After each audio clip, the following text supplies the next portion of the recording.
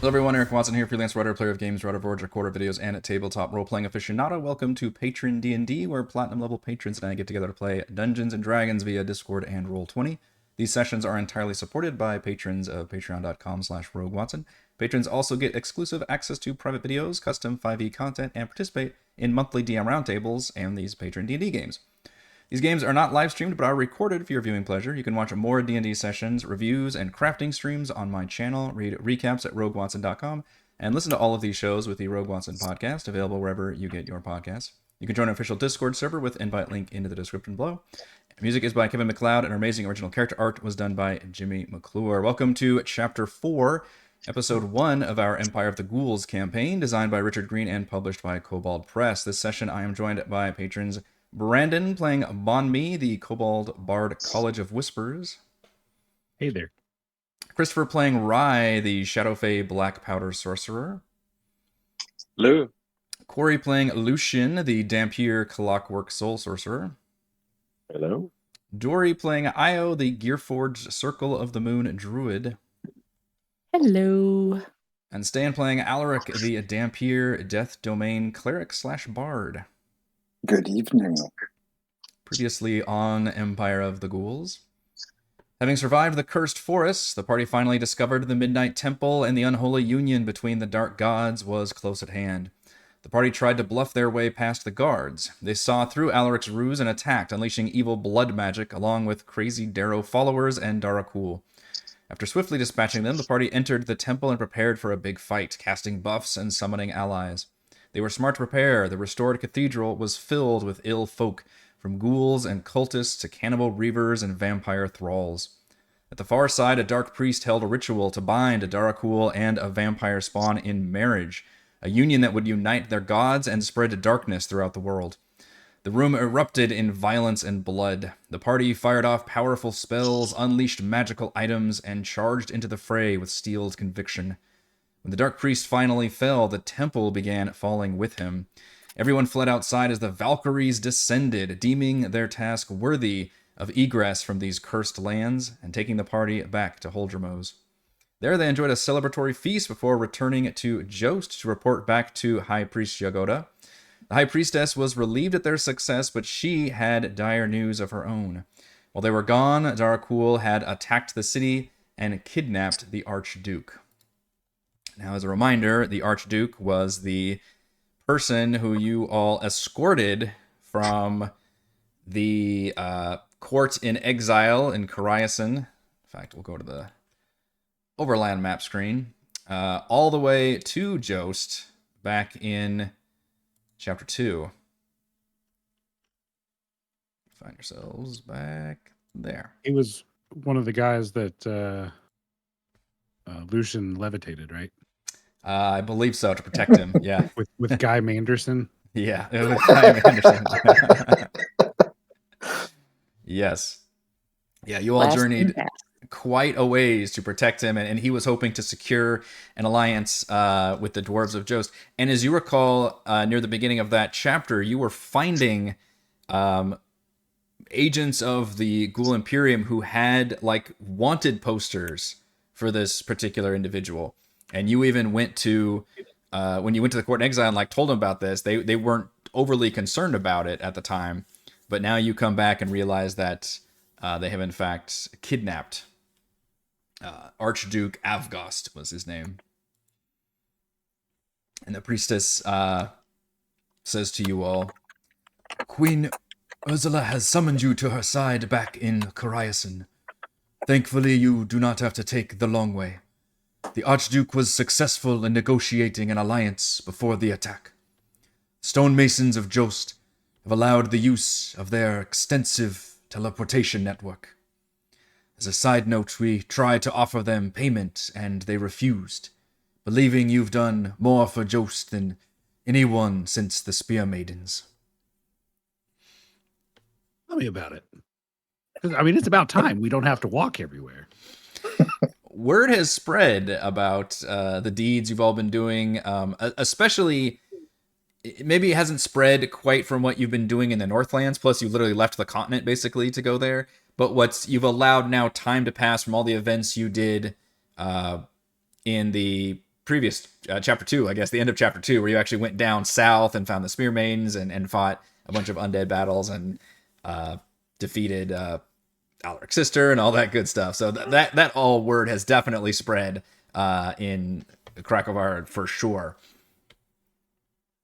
And Jost is definitely big fans of you guys, and Yagoda as well. But now she's saying you have been summoned by Queen Ursula to return to Coriasin for an emergency meeting. But thankfully, you can teleport there. Before we leave, can I find an artisan, someone to do a little bit of artwork for me? I've been carrying around this ghoul mask from that assassin that we took out way back in chapter 1. Wow, yeah.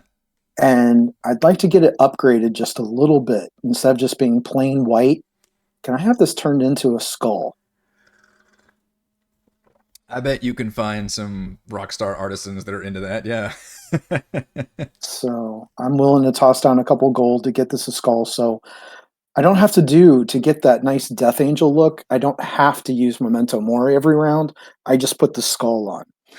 And then I can have my full Death Angel vibe going. You need to like work that into like a cowl thing where you can just like flip it down or something. Mm-hmm. Yep, exactly. Like Iron Man. Right, yeah. So clamp it on. Combat mode activated. So I guess the question is though, like as soon as we got back, we were hit with this pretty important news, and like we're being like ushered out immediately, right? So you're told to meet as quickly as you can. Now, you guys had already spent.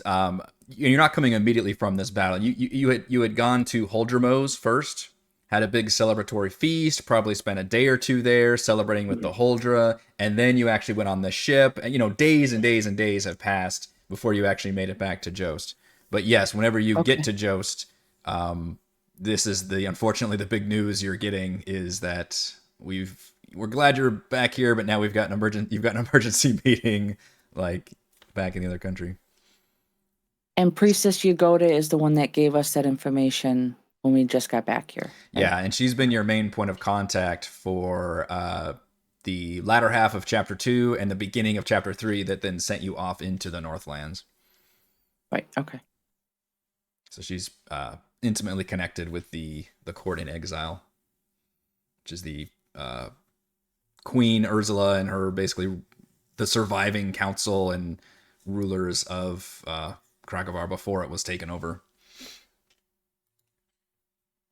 Is there anything anybody needs to do in Jost? Yeah, before.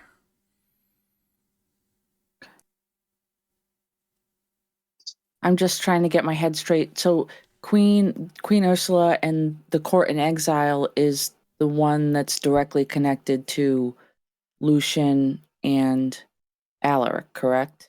Yeah, they would regard her as their sovereign.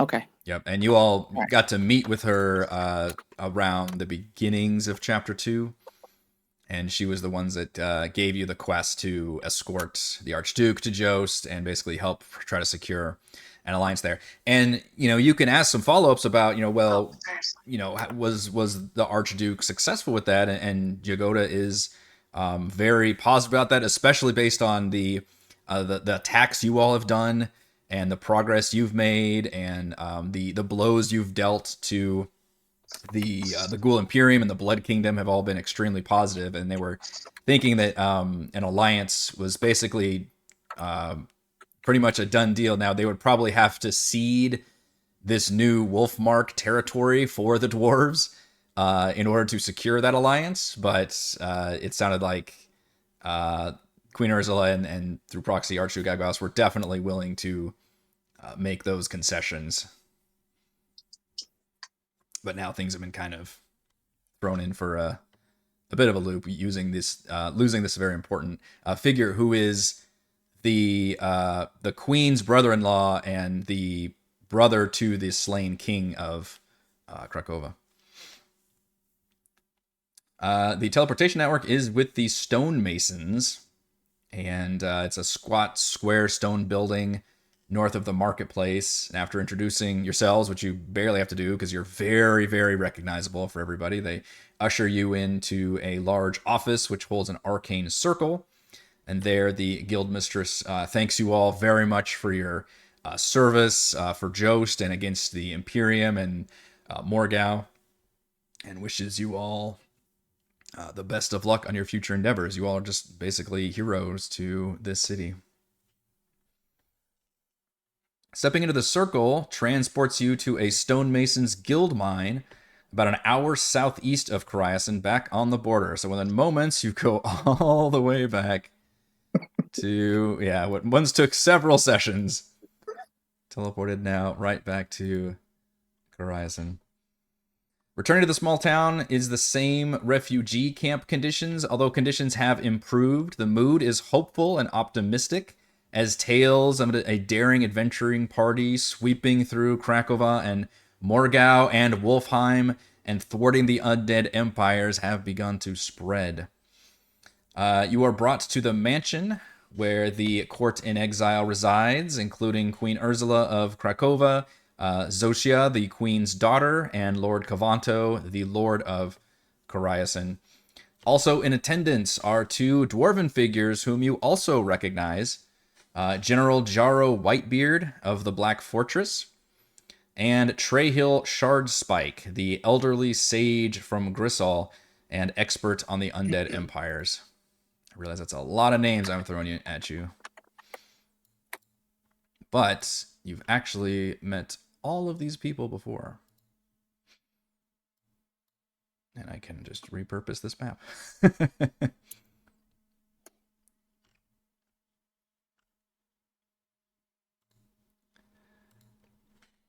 And you're obviously beckoned forward to sit down. Queen Ursula begins and says, thank you all for arriving with such haste. Time is short, so I will be brief. My brother-in-law, Archduke Avgost Walerska, has been taken by the Ghul Imperium. We know they've been searching for him for some time, and she nods to all of you, but we were unable to ascertain why. Our reports indicate that he is being taken directly to the Imperium city of Vandakul for some sort of heinous ritual that requires his royal blood. Our dwarven allies have confirmed these reports and have offered some further intel. And she once again nods, she gestures to the dwarves and then nods to all of you. You have done so much for my kingdom already, and it pains me that I must ask more of you. But please rescue Avgost from their foul clutches. I fear the worst is yet to come from the Darakul.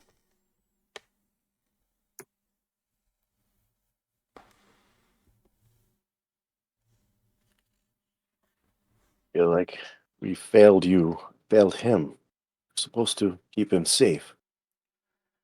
But we believed what he is was this? safe within the city. You made it, brought him there. That was the job, that was the mission. And you did so much more leaving the city and doing good for the people all around. I would certainly not want you to stay in that city as mere bodyguards. It is unfortunate they were so bold. It must be for some importance that they finally were able to get him.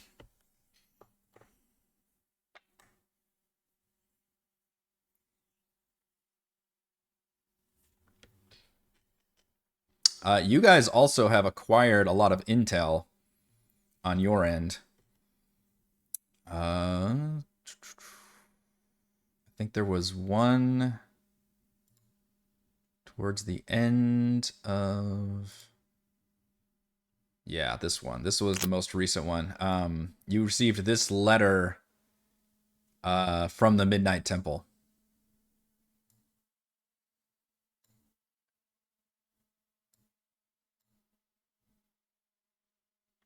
Yeah. And also, as part of this discussion, Alaric will reach into his pack and pull out the deed to that Ghost Knight General's castle. And a small gift to my queen. Slide that across. Here's a little bit of property in Morgau to compensate for Yeah. what was taken from Krakow. Her eyes glisten when she sees that and says, "You've done very well. I had heard of a assassination and brave rescue attempt at the fortress. But this could do well should we manage to start reclaiming territory. I fear the ghouls, of course, won't care who holds an actual deed until we start battling back, but this means much to me." Alaric, you can have a point of inspiration.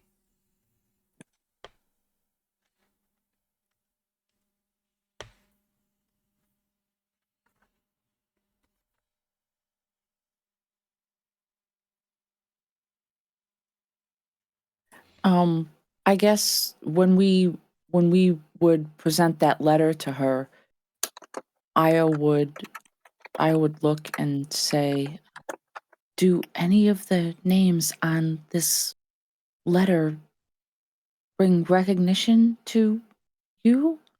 And I'll look at the dwarves as well and ask if it brings any recognition to them either. Yeah, she'll look over the letter, and then she will turn it over to the dwarves, and the old military guy grunts and hands it to the very, very wizened elderly sage. She says, she kind of snorts a little bit. Says, Yes. As the Duke Maretto Lichbach is the ruler of the pure city of Vanderkool, so named due to its proximity to the Sulphur Sea. To the best of my knowledge, the Duke is one of the Emperor's favorite dukes, and he's granted a great deal of latitude because of it.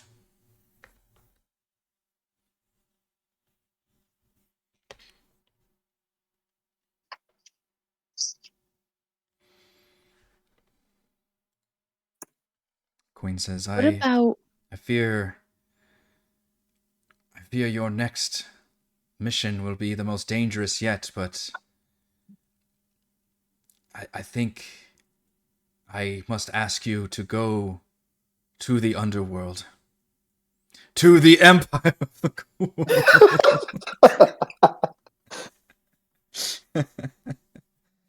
He said It was all cold open before they... Roll credits. Starring. Product placement. set that up perfectly? I would specifically be interested in, a few times in the letter they mention the creed. And I don't think that that's a term that we as a group have heard referenced at this point. You have, it's been a while, but the Okay. creed of all flesh, which would refer to a occult following of the hunger god Verdizane, Okay. which is not the only god of the ghouls. They can, like anybody else, they could follow different gods, but it's one of the more prominent gods that they have. And yeah, this letter definitely does speak to specifically mentioning that as a religious and or political faction within the Imperium. So the creed would not necessarily refer to the entire Ghoul Imperium, but it would refer to a faction of the Ghoul Imperium.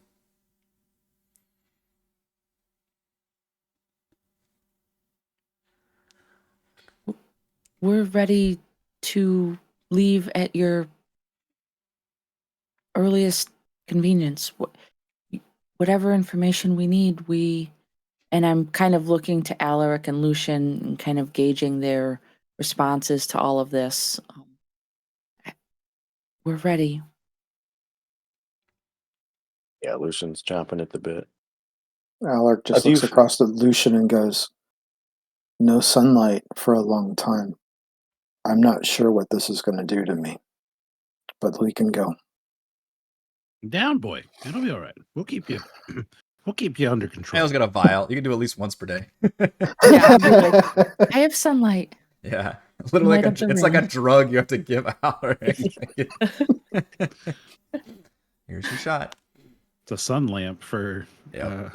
seasonal affective Yeah. disorder. Yeah. The Lord Kavanto, who is the Lord of Coriasin, he kind of smacks a palm down on the table and says, "We can't just send them down to the underworld. They'll be swarmed and killed. So there's no place for the living." And you can see the queen kind of, she's unfazed by his outburst, but she does appear very thoughtful and says, "That is going to be a problem." And she turns to the dwarves, and the old elderly sage speaks up and says, There are none alive now who know as much about the cursed undead as the gravebinders of Sewall. It is rumored they are skilled at moving unharmed amongst the ghouls and mummies of their lands, because they are only half alive themselves. I'm not certain this is true. I met one once when he visited the cantons in my youth. He said the blessing of Anugakma protected him from harm at undead hands. His name was Hidyati. If I remember correctly, as far as I know, a gravebinder has not visited the cantons since. I think a trip to the Southlands lies in your immediate future.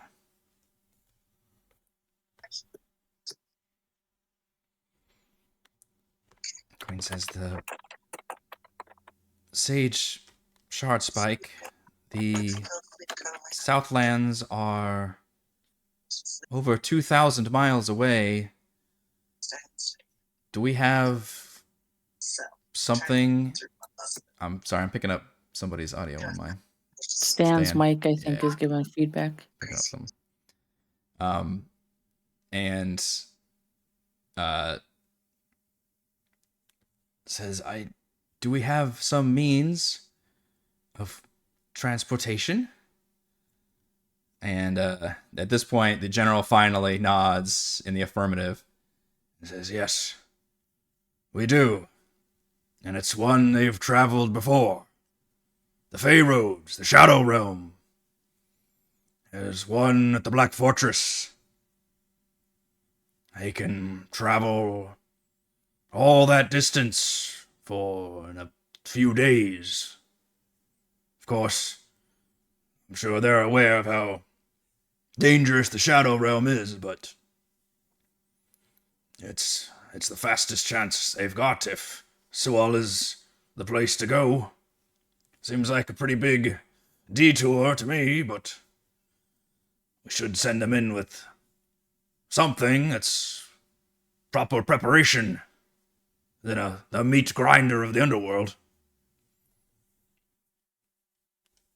Queen nods and turns to you all and says, "Well, I am blessed with many voices here and much knowledge, and it sounds like your best chance at even taking a few steps into the underworld is to investigate, speak to these gravebinders at Sewall. But to get there, you have to go back through the Shadow Realm." She kind of side-eyes Rye. We all of cloaks. side-eye Rye.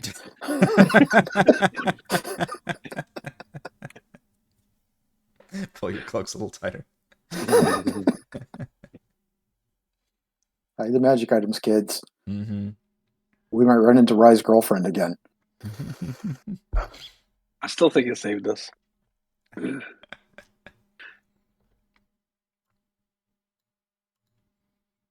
She tells you all that she can obviously get you supplies for food and camping so you can survive that kind of journey, because she doesn't trust the Shadow Realm for proper foraging that you would normally be able to get food and game and stuff for. Obviously, the Shadow Face surviving there. I have two questions. One, do you have any word from Zobek? Has there been any conversation? Originally you said that where the ghouls are, it's no place for the living. But the problem is the ghouls started to come to the living. Zobek is frustratingly neutral. The free city, of course. Yeah, I mean, as they should be. Yeah, but I have heard no altercations, problems, disruptions. It seems whatever you did there was able to thwart their machinations, but it also seems as though they've had their thumbs in many different pies around Midgard. I'm not sure they're focused in any one place. I mean, it seems once you get one task, they succeed at another. I feel like we're always chasing them. I hope we can turn the tables on them soon. What's that game some people play? Whack a kobold? Where they pop up. So, also, is there, speaking of rations, is there somewhere I can purchase a potion of greater healing? The potion of healing seems to be okay, but I think if I could purchase one that's stronger, it may be more effective for me. They do have some very limited supplies here in town if you all want to do some shopping in Coriason. And Lord Alonso looks kind of guilty and says, maybe I can offer a slight discount or something. To the heroes of Dracovar and whatnot. Sounds wonderful. I think I used the wrong voice for him, but yeah. I've got too many NPCs. Yeah, playing D&D by yourself for a little bit. Yeah, I know. Switching up. But yeah, if you guys want to do some, assuming you accept the quest, which is, she definitely wants you guys to go into the underworld and save the Archduke, but basically, everybody's in agreement that going down there without some kind of magical protection would be just pure suicide. So you need to acquire either some knowledge or some kind of magic item or something. And then their best guess is in Sual, which is a city located in the Southlands. There's a giant, sprawling desert region in Midgard, which I'll need to update our map because it's not even on the map. It's so far south that I've got. And there they have a city that is ruled by the living during the day and the dead at night. What? It's a timeshare. Yeah, and they're thinking that might be the best place to figure out how to work with undead threats. And Sounds like a fascinating place. Yeah, but to get there, obviously, it would take you weeks and weeks and weeks of overland journey and super dangerous. But instead, you can go down to the Black Fortress, which will just take a couple days of travel, and then take another Fey Road Shadow Realm excursion, which would still take you probably close to a week in the Shadow Realm, which is a few days longer than you were there before. The Black Fortress is where we did your dungeon. Yeah, a little training ground thing. Yep. And this guy was the guy died. who he put you in there to the Grave Slayers. Yep. Yep. So any supplies you want to purchase, we can do a potion of healing I'll give you a discount of 40 gold. Let's roll and see how many are available. I don't know, if potions of healing are worth it at this level. Wow, there's 8 potions of healing available. We did it. And oh my god, and 5 potions of greater healing available. Which they will sell those for we'll do 130 gold a piece for the potions of greater healing. Buy everything. Bond's definitely going to buy one of the greater healings. There's plenty in stock. Apparently, they just got a truck in. They heard we were coming. So Mhm. I can't benefit from the potions, but I can certainly use those to heal instead of expending spell slots. So I will purchase a few to carry for me. I have also, and I'm glad you brought this up, sort of, I have also updated our house rules to coincide with the new house rules from my Call from the Deep campaign, because there was no way I'd be able to balance having two different house rules for different campaigns. I didn't go over them with you all, but they're posted now here, and we went over them in session 0 of Call from the Deep, but it's all the same rules. It's just that we updated some changes, namely massive damage now always triggers off a critical hit, but the table has changed, so they're not big like stuns or anything. They're just kind of debuffs.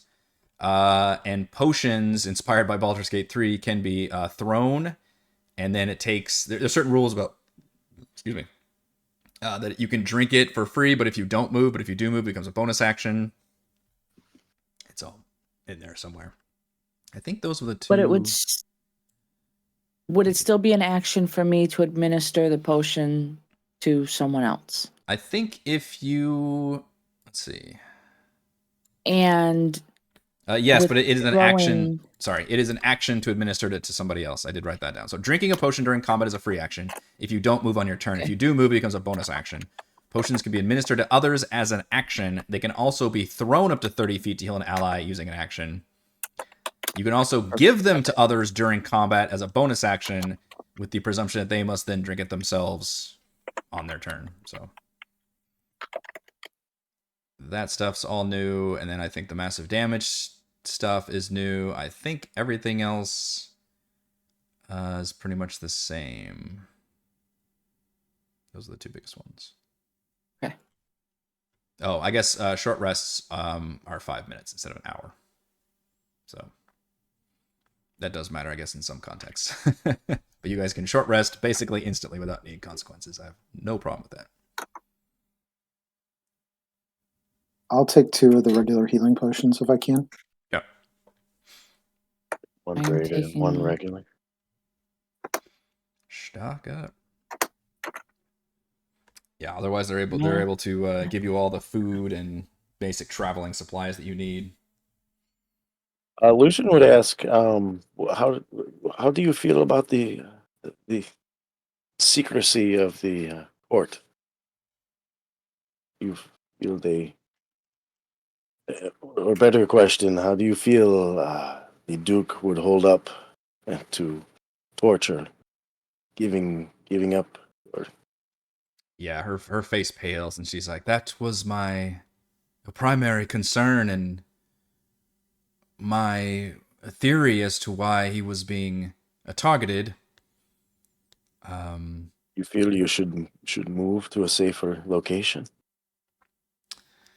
At that point, the Lord says, "This is a very safe location." He kind of goes on it's his house, y'all, and she kind of thought he was safe too. Yeah. Well, they haven't discovered us here yet. He was finally found in Jost, and unfortunately he had to expose himself as a target when he was making alliances and deals, and I'm not sure, but perhaps living a life of non-seclusion in Jost, which is his prerogative, of course. You can see she gets a little bit annoyed for the first time with that. Your concern is, of course, very sweet, Lucian. Our safety is certainly my number one priority, as is the safety of our people. If we feel ourselves threatened here, we have contingencies in play that we can escape, and of course there are exits even into the Shadow Realm here. So... Oh, sorry, you're right. Potion of healing, we're 50. We're 40. I'm giving a discount on that one. Giving you a great discount. My discount. Oh, I'm gonna put 10 gold back. Right, yeah, that was the discount, the hero discount you guys get.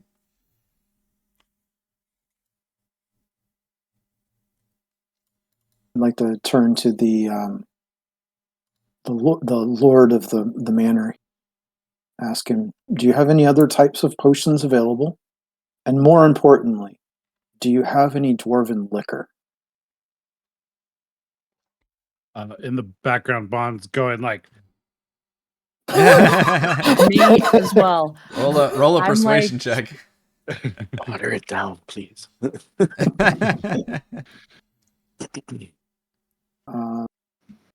Persuasion check? Yes.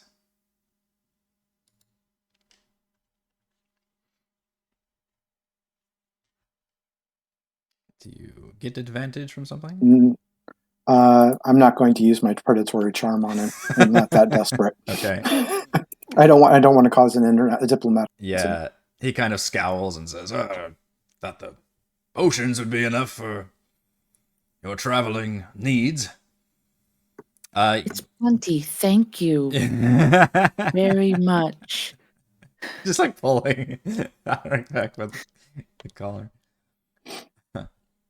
It's like Queen Ursula will say, "I cannot thank you enough for undertaking these dangerous missions. You all are the best thing to happen to this country in a very long time." I understand if you don't have dwarven liquor, but do you have wine? Something in the bottle, because if not, I might need a red shirt to go along with this, because I get really thirsty. They will, as part of the rations, and the Lord like side eyes you a few times, just kind of grunts, and he throws a few bottles of like a mid tier wine in there, like the kind that he would have like extras of. In a box. Yeah, it's box wine.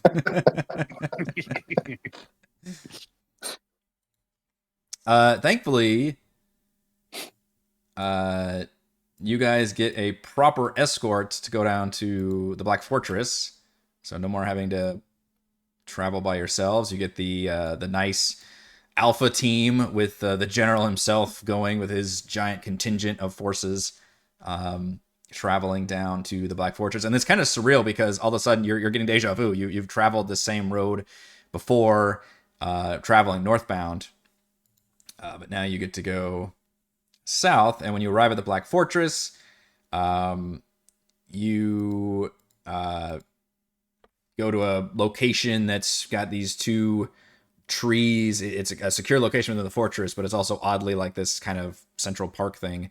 And there's these two giant gnarled trees that form like an arch. And he just tells you to wait until either dawn or dusk. I guess dusk would be closest. And then the trees kind of stretch a little bit. And if you turn a certain way, you can suddenly see like a little twilight path emerging on the other side.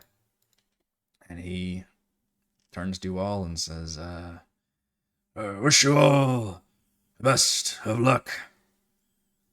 We've been fighting the undead for much of our lives. But you folks are making a real difference out there. So don't go and get yourselves killed in the Shadow Realm. You have more to do." He takes on the military bravado.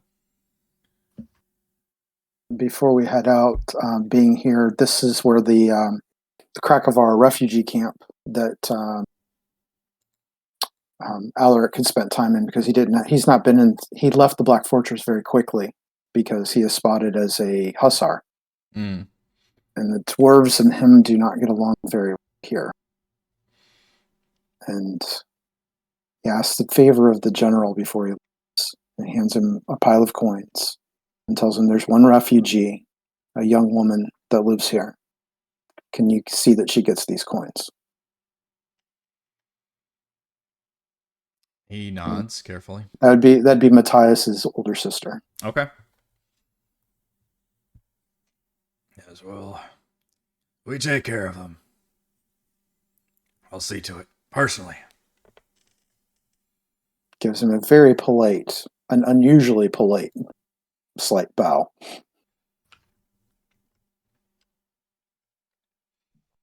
All right. Stepping once again into the Shadow Realm. Your senses are forced to adjust to the twilight of shifting darkness, eerie croaks, and stale air. The road stretches and contorts before you, the entire realm twisting the passing of time and distance like a plaything caught in a web. Except for Rye, this is all just like, oh yeah. Tuesday. It's that way. Yeah. About halfway through your first, and again, the rules apply where you're taking this Fey road, and you're supposed to stay on the road as much as you can.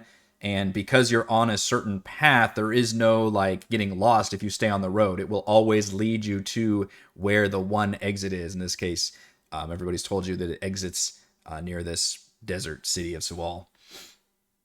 Halfway through the first day, you come across half a dozen Shadow Fae resting by the side of the road.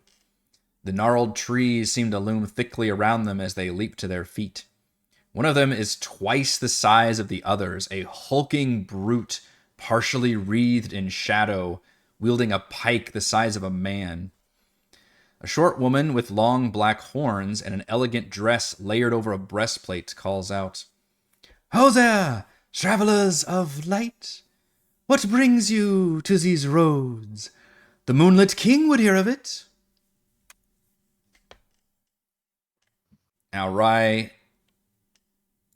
you immediately recognize the name Moonlit King as the king of the Winter Court, husband to Queen Sarostra. But you've heard rumors that the king has been banished from the court and the seasons haven't changed in years. So for me, I've been a loner for a really long time. So, seeing other ones, with that, I still would treat them as strangers. Yeah. So I would just, tell them that we're, on a particular quest and looking for safe passage to continue on. Now, the way the Shadow Word works, would they just like occupy a spot on that road, even though it kind of magically winds? It seems like they were purposely waiting there or Blocking. stationed there or something, yeah. Like a checkpoint. Right, so we would pay a toll. And she looks at you, Rai, pointedly, especially, and says, "Ah, I see one of the children of the Shadow Realm here. What brings you and your companions this way, friend?" Can I roll an insight check on her friend? Sure. The way she said it. Yeah.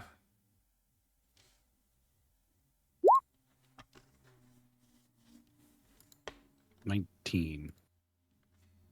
One moment, please.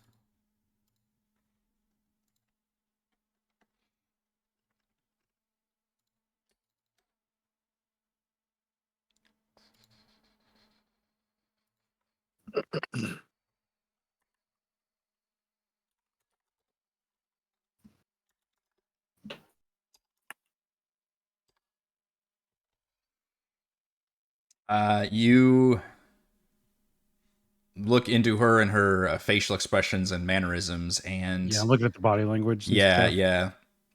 And you know that she's very good. She's very good at similar things that you're good at, Vaughn, which is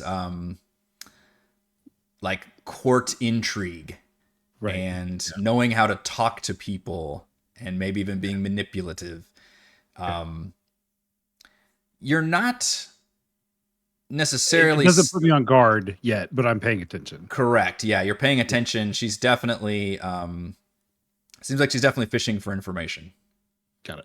Thank you. I I'd bow slightly, show some respect, and not provide all the details, but just of we're on uh, we're on this path, searching for a friend. This is a very long path to be on. Who is this friend? Perhaps we can help. Now, do we? Maybe I missed this in the gearing up to this, but we know exactly where the Archduke is, or we think that we are going to go down there and continue our search. So eventually, you want to get to the underworld, because you've gotten the intel that the Archduke is being taken to a Ghoul city in the Imperium in the underworld. The problem is, they said you all wouldn't survive in the underworld without some kind of magical protection or aid against like detecting, because like the undead will just swarm you and take you out. There'll be no way you can survive down there. So they're sending on another mission just to even get down to the underworld, which is to explore this far off desert city which has a unique situation where they live among their dead.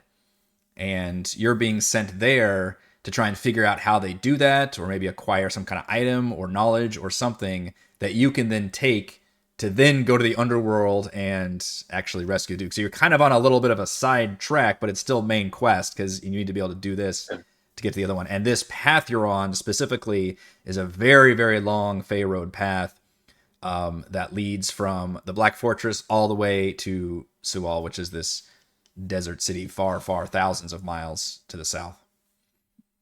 Okay. So then I, share the target city that we're going to. I share the title of the person that we're looking for, but not the name. That we're heading to that city and, and searching and looking to find the Archduke. And Archduke. There's so many. They're missing left and right. We'd like to find So just one. there's so many cities on this map. There are, all of them have Archdukes, of course.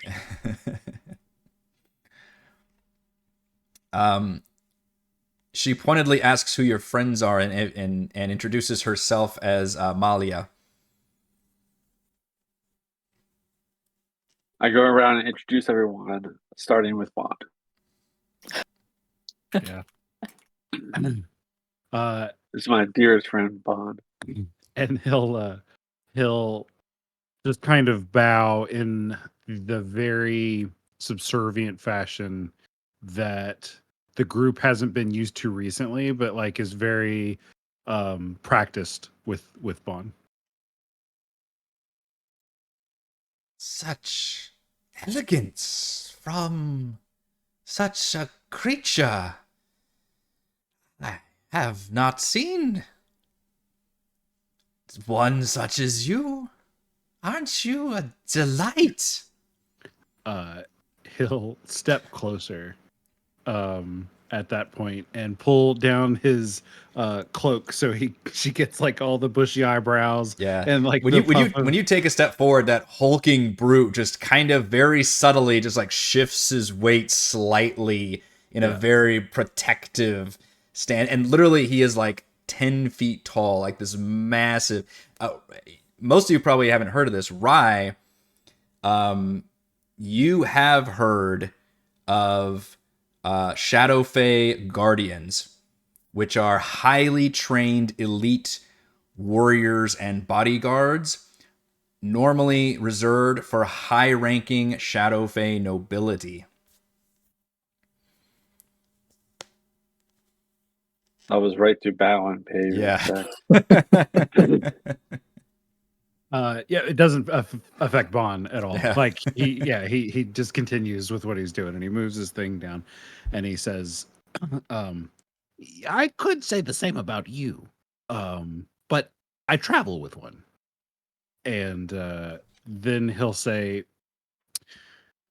I'm interested in the current events here, do you have travelers often on this road? Oh, not nearly as much as I would like. I love meeting new people, you see. That's why I'm so interested in your stories. Where you come from, where you're going. Are you mercenaries? Or do you work for some grand king or queen or... Oh, we're just simple courtiers. We're just traveling from one place to another. On This is you a know, dangerous place to be simply traveling, friend. he smiles and he says, only for those who wish to do harm. Certainly, someone as eloquent as yourself is only interested in making sure that we arrive safely. Are you going to offer a safe passage? Are you going to walk us there? Is that what you're hoping to do? She giggles and says, I'm afraid that is not part of my work here. My work is to deal in information. And the Moonlit King needs to know about all the travelers in his realm, and if they should pose any sort of danger or threat. That is information we need to know. Don't start none, won't be none. With that, Alaric just bows and he goes, Alaric Veronin, Order of the Storm, Hussars, Krakovar. You can see even your presence causes that brute to even shift a little bit more towards your direction. Even and her body language has remained very carefully like neutral. And she nods to you respectfully. There's no obvious threat. It's just the voice dropped. Just your presence. No hands up. Yeah. So you carry a big stick. As Bahn was having this conversation, I'm kind of gauging like Rye's reaction to some of the names that she's dropping and things. Can I look around to see like what the other people in her group are doing, and also do they have like a little hoard collection of items that they are taking from travelers? Or is she simply just fishing for information? Yeah, you can roll a perception check. You see that they were kind of bored before, but since you're having this conversation and your presence here, they're very like aware, and you can see they don't have like, you know, bows trained on you, but they're very much in a like, okay, shit could go down at any minute, like state of readiness basically. And you can see some of them are like, you know, they've kind of formed a natural like, you know, combat phalanx formation that they would be in, but they haven't shown any aggressive attitude. But you know that just without even having to roll anything, you would know that they're definitely ready to throw down if push comes to shove. But as you look around, especially as this conversation is happening, you don't note any obvious like treasure piles or signs of scuffle or really anything. In fact, you notice that there's like, you know, some like food, and like, you know, it looks like they've been kind of just hanging out at this spot. It's well worn, the spot. Yeah, it seems like there's enough evidence here that they've probably you don't think they could. In other words, you're not getting the vibe that they like quickly showed up and they're lying to you about sitting out here. It does look like they've actually just been chilling out here for at least some while.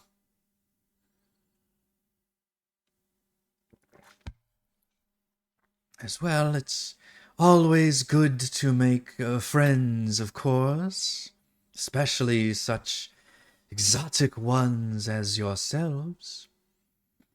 You must be careful, though. These roads can be quite dangerous these days. I shall, of course, warn any other travelers of the same peril. Has there been any more travel recently? As you keep asking her questions,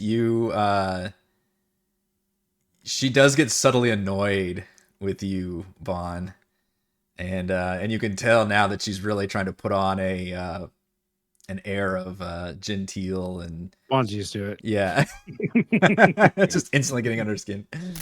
She's like, "My." As he asks that, Yeah. I'm going to use my Medallion of Thoughts and cast Detect Magic. Or Detect Thoughts. Detect thoughts. Oh boy. Is that the intrusive one? Yeah, post that Or one the in one the. that I will, I get 3 charges per day. The actual spell? Yeah. 'Cause Yeah, that one was. It's like surface thoughts, but you can make a check and go deeper or something like that. I just want Surface Thoughts. Okay. This little turn's As- annoying. Yeah, I know. Stupid fucking Well, kobold. it's kind of like one of those. He like, just asked don't that, think so of a maybe white something- elephant, and Yeah. Yeah. So maybe something's rattling around on there. Yeah. You initially learn the surface thoughts of creature was most on its mind at the moment. Okay. The surface And thought. I will do that. I'll do that subtly if you want. I do have subtle spell. We'd rather if you'd like to. Yeah, I'll go ahead and use it. That'll be the safest thing. Okay. Yep, no Just problem. because even though this conversation is happening and she's not paying attention, there are a lot of people around her that would definitely be eyeing everybody for anything untoward, and that would be somebody. Because it's vocal and somatic. A spellcaster looking motherfucker like whispering would be a huge red flag in this universe for sure. So I'll subtle cast it. All right. Yeah, her instant surface thought is basically like, this small one asks too many questions, and definitely very nasty. You definitely her surface thoughts are that she is carefully cataloging everything you're saying, like committing it to memory.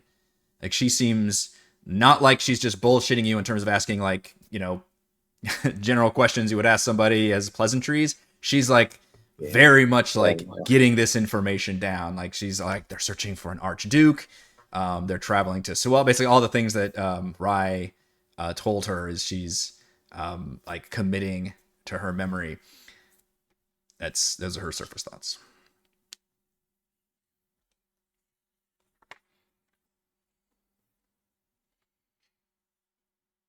Carefully just glancing at her, but watching the big fellow, Alaric will go. We also have an peculiar interest in those members of the Imperium, the Ghul Imperium. As you can tell, I walk the line between life and death. Much like your path allows us to walk from one place to another. Have you had very many travelers from the Imperium on your road? I would like to meet them.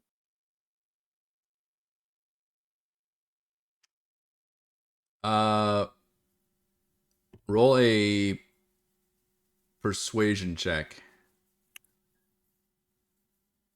And then as you say that, damn.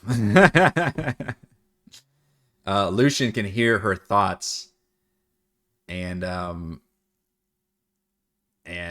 she definitely is thinking, Imperium, this is... What do they know of the Moonlit King's alliances?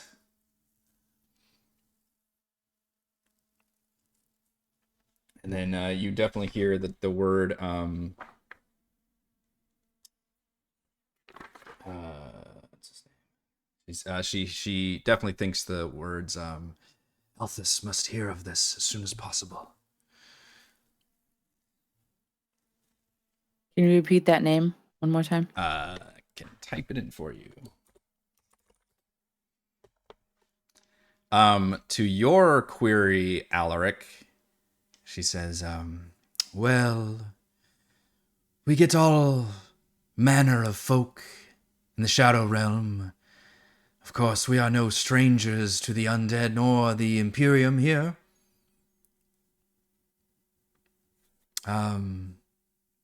Of course, Queen Sarastra would think ill of such folk, but the Moonlit King is more inclusive of all manner of folk. I see.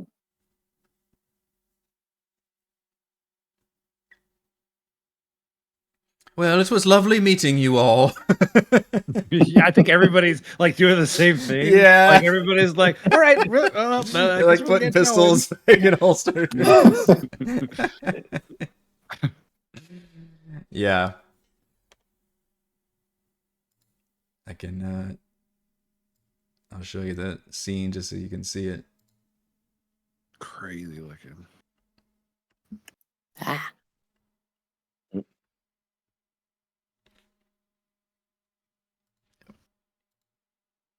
Big boy. Yeah, he's literally gigantic.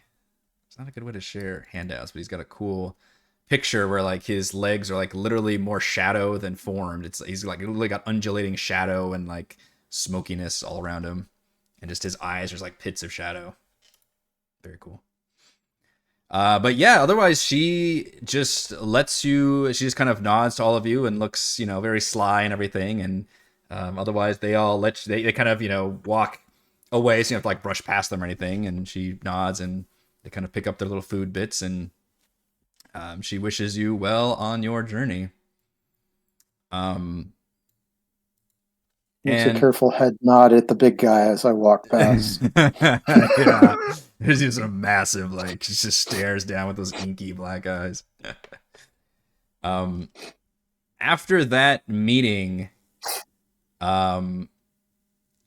it's at some point in this was your first day. At some point during your second day, which I'm kind of montaging you through the days, but overland rules still apply. There are no automatic long rests here, even though obviously you don't need one. But just for context, while traveling, especially in the Shadow Realm, there's no automatic long resting.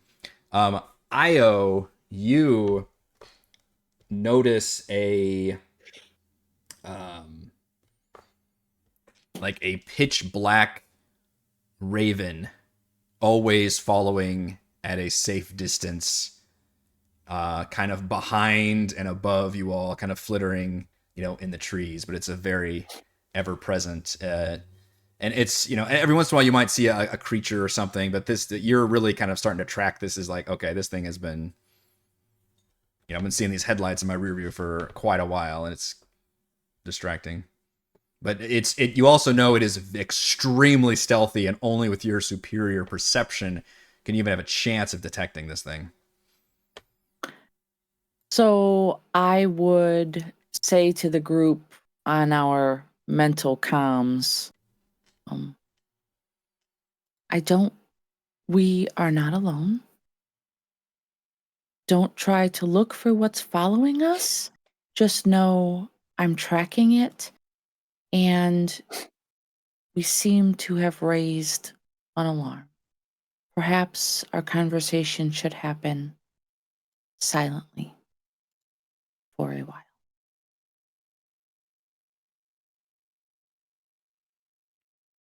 With that, I think like walking like really like awkwardly, like his arms aren't like swaying when he walks. the most conspicuous, like Yeah, it gets worse. That's perfect. staring Bahn. straight ahead, like locking your head in Yeah, place, never blinking your eyes. I'm just walking here. With that, why don't we take a break for 10 minutes, and we shall return after that with some more Shadow Realm goodness.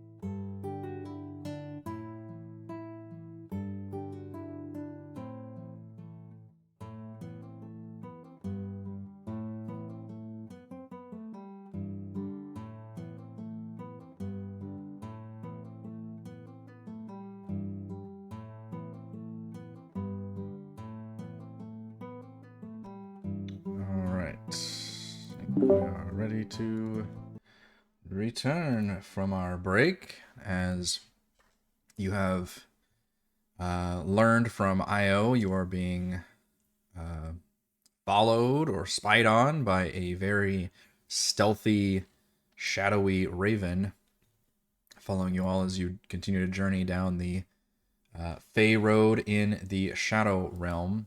This is the second day, and towards the end of the second day, you spot a clearing by the side of the road that looks suitable for a campsite. Unfortunately, it's crawling with several shadow-wreathed skeletons and a shimmering skeletal beast glowing with purple fire. Before you can assess this situation, the trees on the other side of the road erupt in a hail of arrows that fly toward the undead, several of the arrows slamming into the creatures. Their heads snap up in your direction, however, and an eerie howl cries out from the skeletal beast. Put you on this map. And I'm going to ask for some initiative,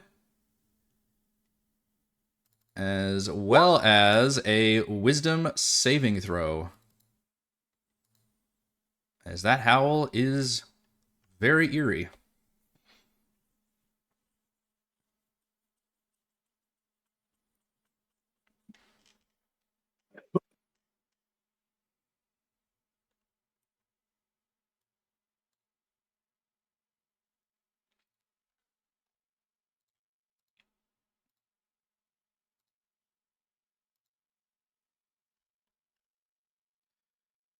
Let's see. Let's see. All right. Io makes a save. Bahn, it's not a good number. Lucian is good. Alaric's good. Rye, I need a wisdom save from you. I'm having problems launching my character sheet. Where I had it up and I can't find it. What's going on? Let me refresh.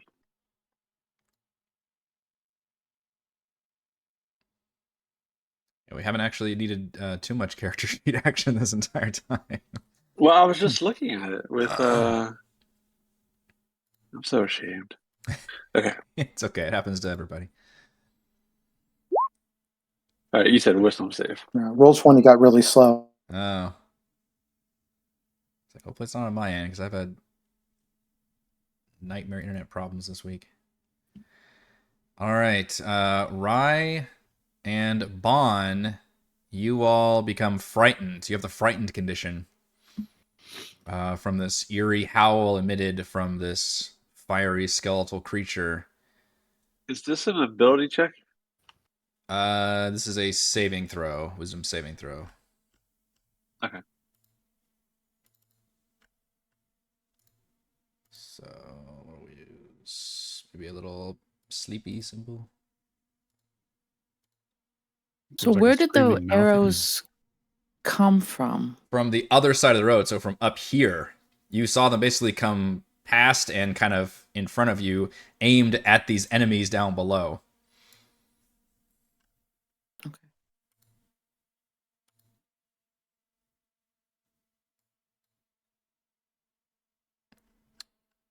And if you want to, somebody could use perception to try and see where those arrows came from. But of course, you also have angry undead down here, now fully locked into your direction. My goodness, there were some really good initiative rolls here, though. 3 of y'all above a 20 on the initiative. Heads on a swivel. And we're going to start with Lucian. All right, I get to play with my new toys.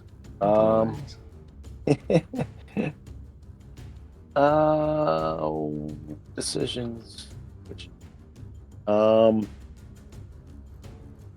go for straight up damage. I'm gonna cast 4th level Vitriolic Sphere.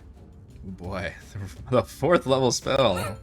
Dang, going Let's hard. get rid of them. I'm scared. And for the first time, you and I picked the same spell. Did you really? Because we talked about that before the Whoa. game. I thought, I don't have anything really for damage.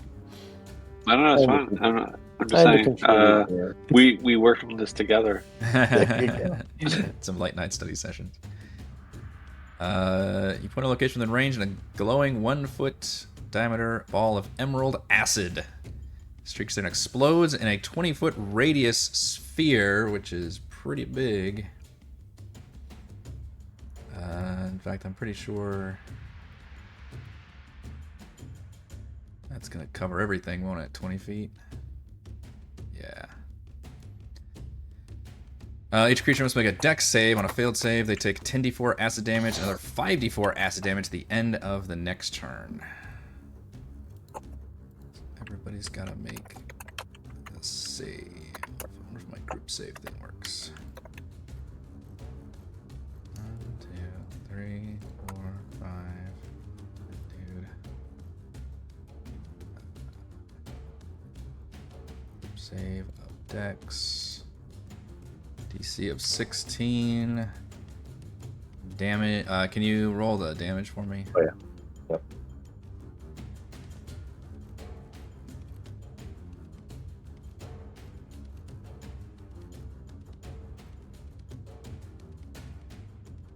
Well, there's 6 of them. There's 4 of them. Okay. 24. 24, yeah. It is half damage on a success. Okay. Hey, the macro works. For some reason, this one doesn't work in my other game. Let's see with a D. Is this public, by the way? Does it show this to you guys? I forget. That is public. Okay. Yes. Yep. So we've got a fail, a success, a fail, a fail, success, and success. Half and half.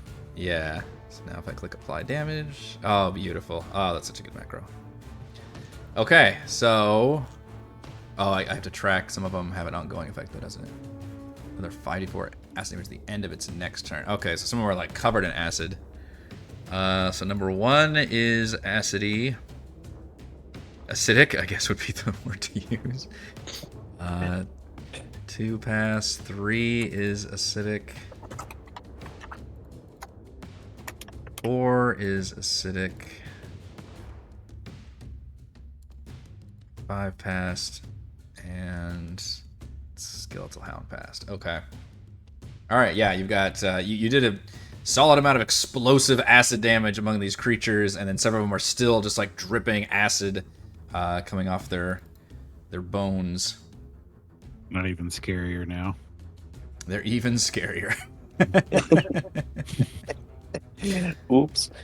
Terrifying. You said the arrows came from above us? I didn't see where you clicked Yes, on it. from somewhere like They- up in this... So they flew over our heads? Correct. basically? Yes, they came. It's like, Yeah, your attention was focused obviously on these undead creatures crawling around this clearing, and all of a sudden arrows came from like behind you, firing at these creatures, which unfortunately Alright, completely so- alerted them to your presence.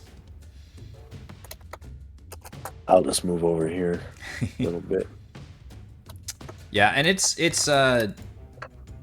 dark in the Shadow Realm, but not pitch dark. It's that kind of twilighty light level, and most of you have dark vision anyway, so you probably see perfectly fine. Io, it might be a little bit dark. It's basically like walking around like the evening kind of a thing. And it is Io's turn.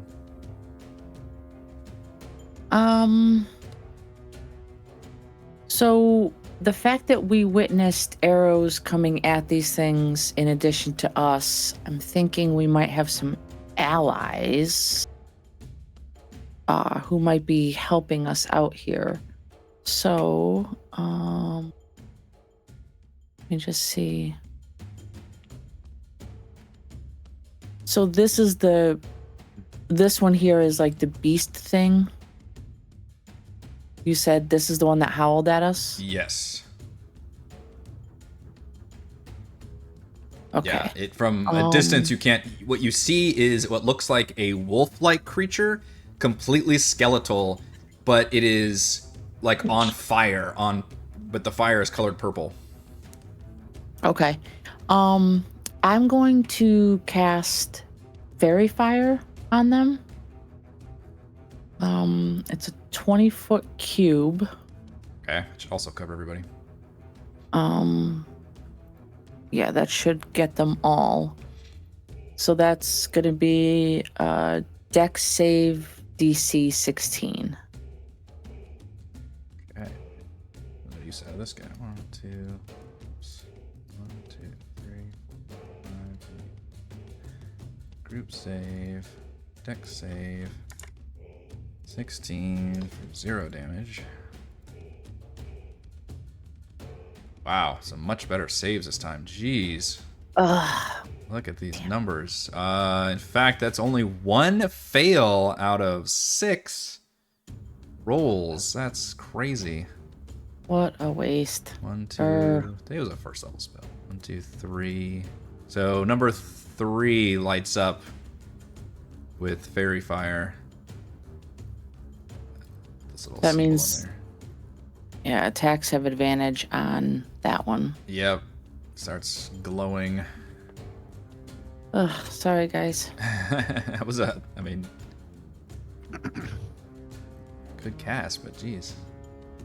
I'm Easy going save. to move in this direction. 5, 10, 15,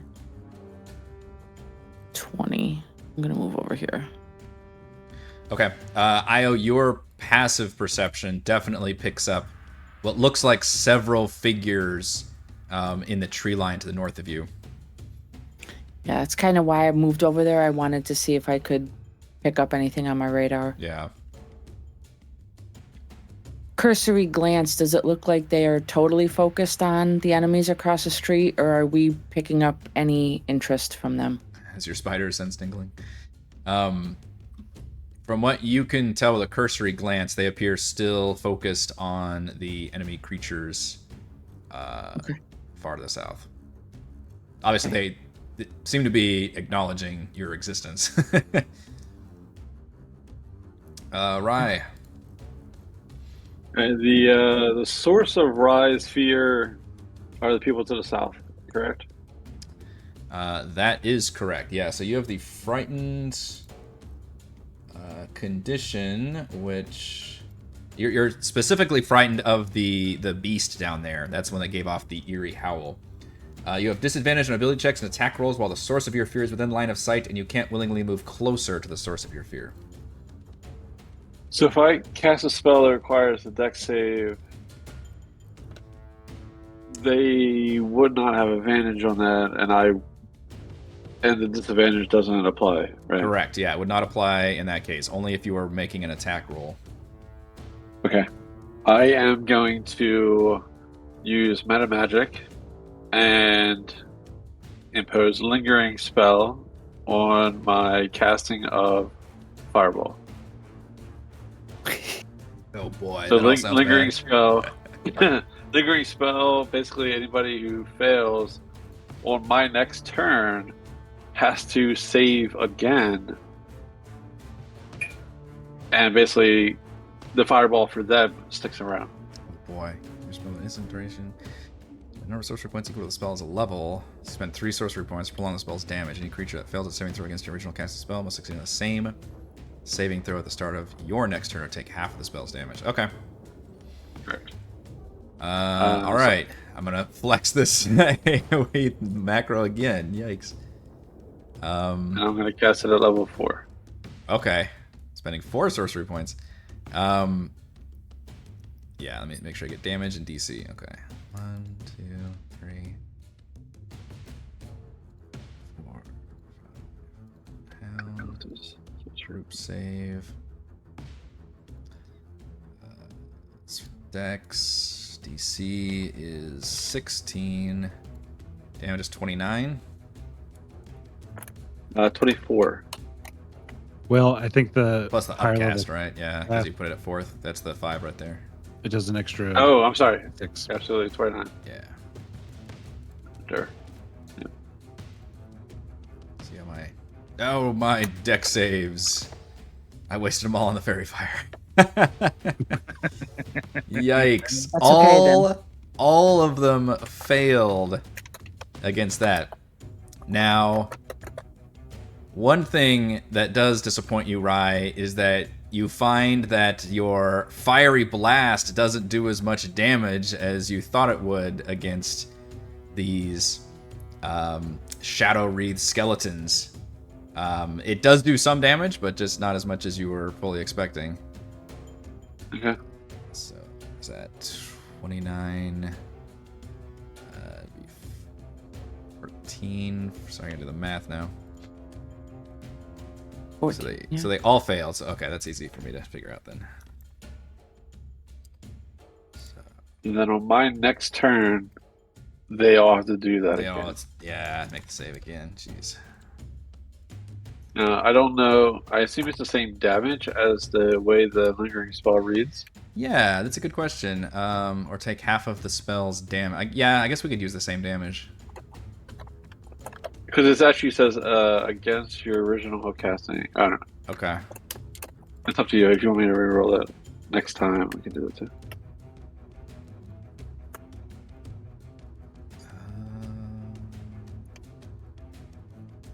Okay.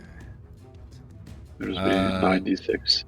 Yeah, ironically, the fiery hound actually takes the full damage. That's interesting. DM looks carefully at the character sheets. All right, so I won't mark that they have to redo that, but you'll have to just remember on your, because it's on your turn, that they'll basically all have to make that save again. By the way, despite all these AoEs, they're all still up, but a lot of them look very fucked up now from various acid and fire burns marking their bodies. Now, do I get another wisdom save at the end of my turn? You or do, am I yes. fighting forever? Yes, you get another wisdom save at the end. And I'm going to move a little bit. As long as you don't move A little closer. I can't, right? Yeah. 7, so I'm Still pretty afraid, yeah. I'm gonna cower back here. As a free action, I will cower.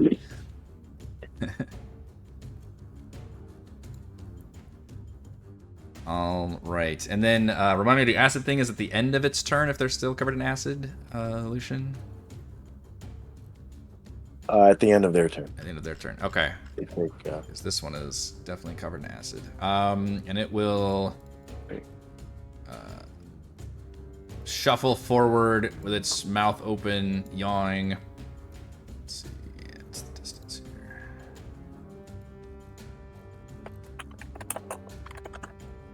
And as it gets close, it splays its hand out and just fires off almost like it's shooting its own fingers, but they're like wreathed in shadow. And we'll do that against Bahn. You get the finger guns. Hits. Literally called finger darts. It does 4 piercing and 3 necrotic damage. And I also need a Constitution saving throw from you. You know what's your favorite save? 3.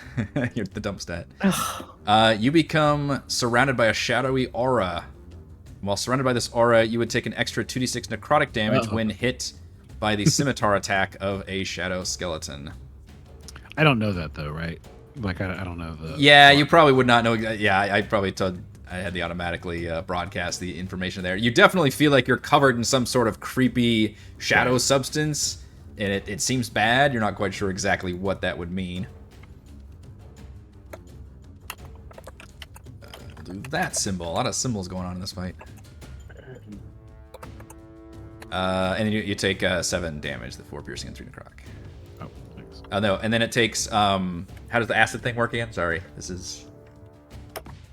5d4. Okay, Lucian, go ahead and roll 5d4. As this one is still suffers from the acid. Okay, as it fires that off, it suddenly just crumbles. The acid just eats away at its bones, and it shuffles off into nothingness. Just a steaming pile. This one is fairy fired and acidic. As it shuffles forth. Oops, you. 10, 15, 20, 10, 20, 30. Steps up here, and it can do either Io or Alaric. And Alaric's gonna get the finger guns. Pew pew. I think a 14's gonna hit you though. No, Okay. definitely not. You either dodge or deflect as these little necrotic bolts come flying at you. Same thing, I need a 5d4 from Lucian. This one was also acidic. 13. Would you like to guess how many hit points the skeleton had remaining? And you can go back and watch this video because I'm not lying. 13. This one also just breaks apart as it fires off its finger darts and collapses and dies. That smells awesome. Yeah, that was pretty useful. The gift that keeps on giving. This skeletized creature starts loping in your direction, and then it just takes to the air, but it's still doing like a loping animation, but it is flying through the air at a very disturbingly fast speed.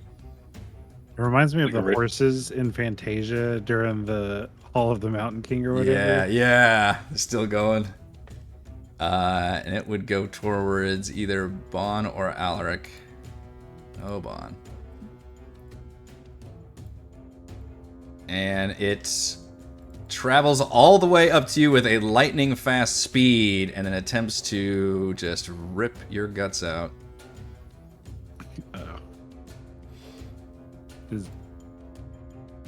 Okay.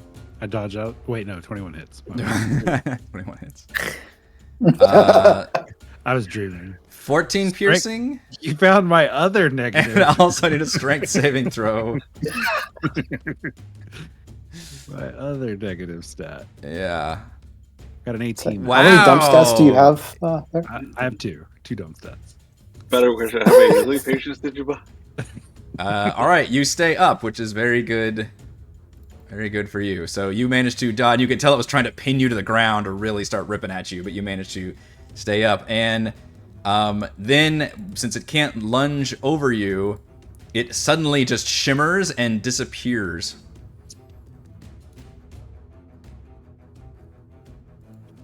Now that just ain't right.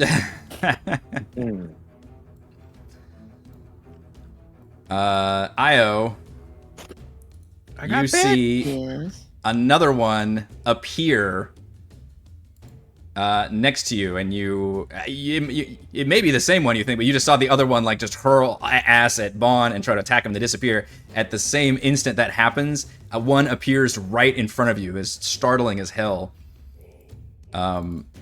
And again tries to bite at you.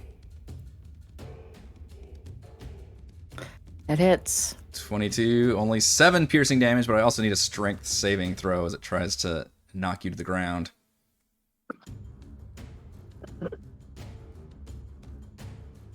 Two.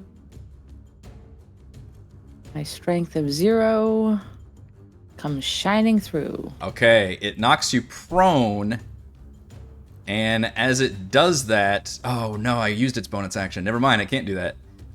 So it just knocks you prone for now. Because it used its bonus action to appear into this world. But it is currently right next to you and being very nasty. In fact, I want to take this token just for a second and blow it up so you guys can see it. I really like to look at this thing. There we go. I can see why Ryan is framed. That's from Kobold Press's Tome of Beasts, I believe. It's called a Lich Hound. Super cool. Wow. Yeah. Fortunately, I did not quite run it as well as I should. Well, I guess it's still a surprise. It appeared. All right, one of the others. All my characters go at the same time. This one's gonna run up the shadow. 1, 2, 3, 4, 5, and then it's going to do its finger guns. It's gonna target Alaric because you guys have already been targeted. I can't hit Alaric though. 9. Alas, that one is not acidic, so now it is finally Alaric's turn. Okay. I'm having some lag issues pretty bad, Eric. So if you could move me over to protect Io. Okay. you run away Please, from Bond, and- and Bond's like, oh no! Yeah. Bond's almost dying. Io's got like 5 times hit point. Like, Io got scratched. I gotta go help Io. Bond's like dying in the mud. Yours disappeared. You'll be fine. 20 does hit. Going to hit him with the pointies. Wait, are we attacking with a spear? Nope, shouldn't be a spear, but Okay. no, like I said, I've got some lag here. There Okay. Definitely, I've got some serious lag. Yeah, 18 will hit for 6 damage from a magical rapier. And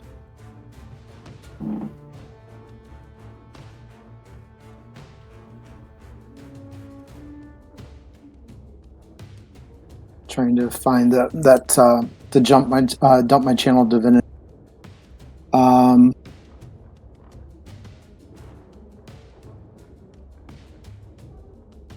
One sec, sorry. Got what your channel It's moving at snail's pace. Yeah. With the melee attack, I extra necrotic damage to the target. It's 5 plus twice my skill level, which is 14, so it's 19 necrotic, and if he's resistant, it doesn't. 19 necrotic does go through, yeah. Yep. So you begin rotting its bones. Alright, that creature's taken a bit of a beating. So- Now it was looming over Io, and now its No, and my glowing eyes are facing you with venom. it's a great name for a power, Touch of Death. Mm-hmm.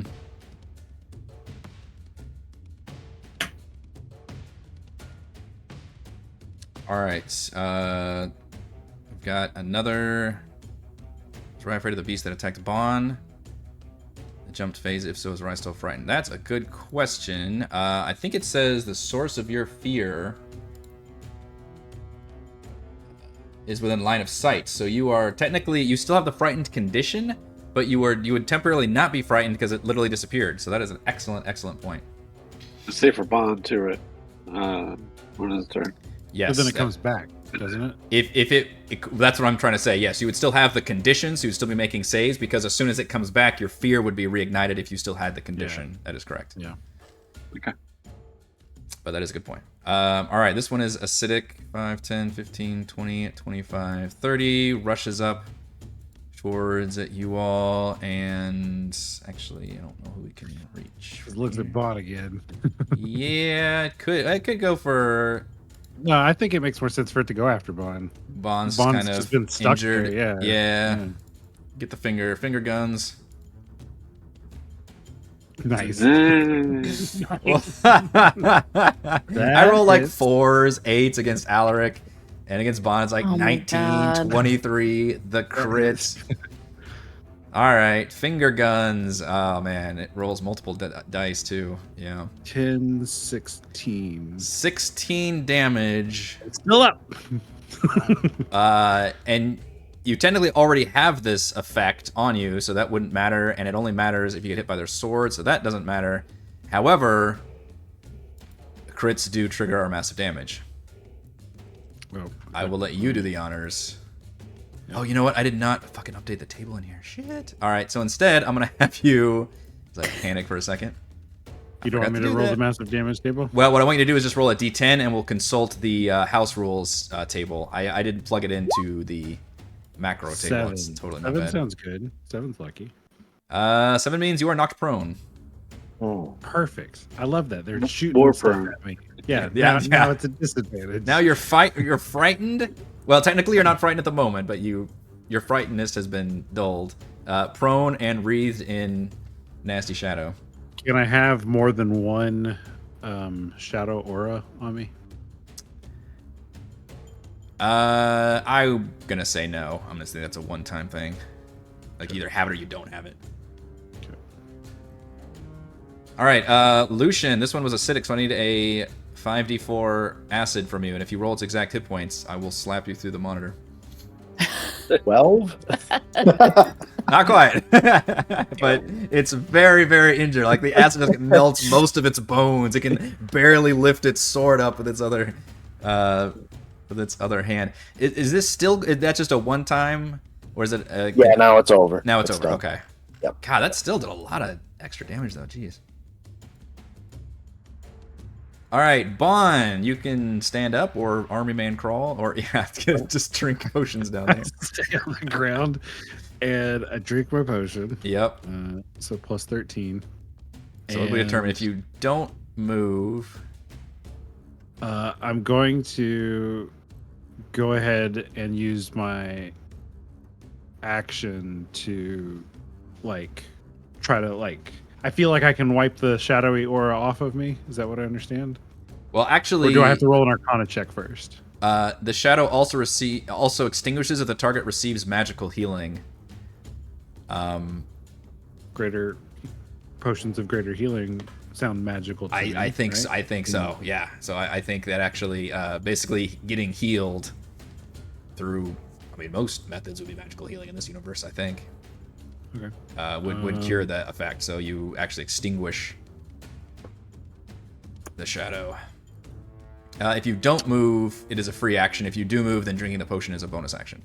Yeah, That's I have to which, move. by the way, folks who are watching this, I did update our house rules for this game with the house rules from Call from the Deep. If you have not watched Call from the Deep, you should go do that. But the session 0, we go over some new house rule updates, which are mainly, they're funny, they both came up here, but massive damage automatically triggers critical hits, although that table has been changed, and then drinking potions has been slightly altered.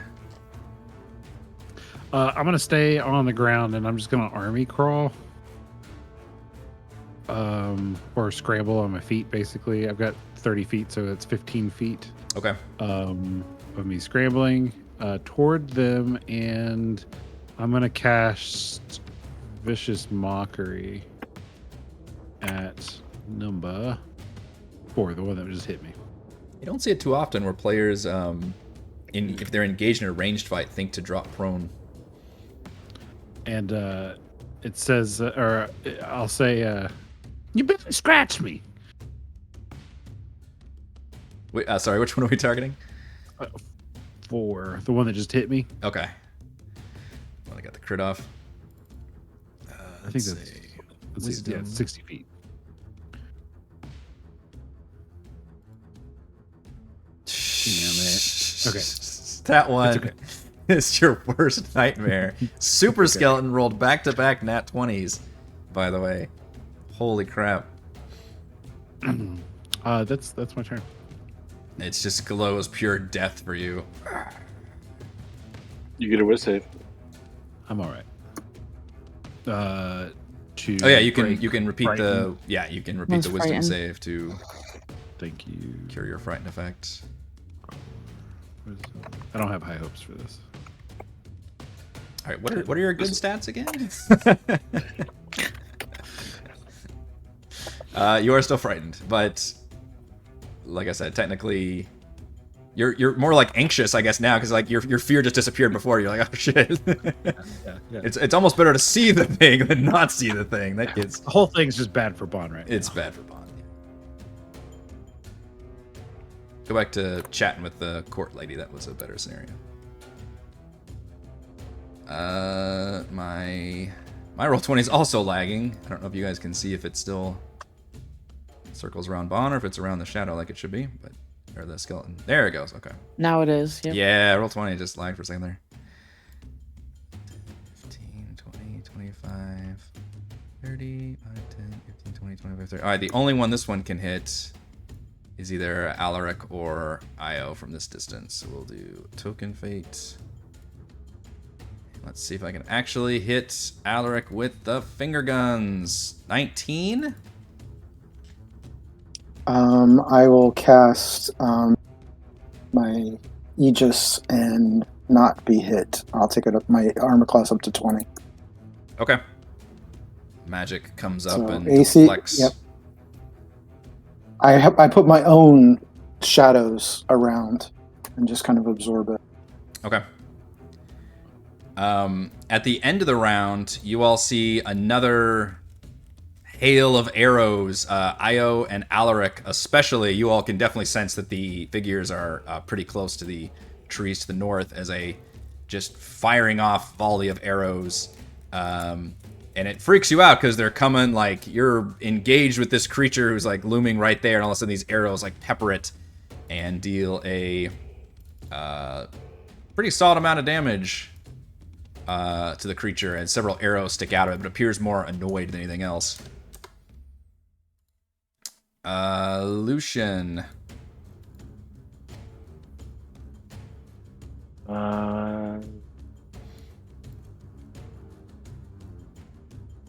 With a 60-foot range, I will twin a Dissonant Whispers at 4 and 2. Okay. I believe it's a Wisdom save. Yeah, Wisdom.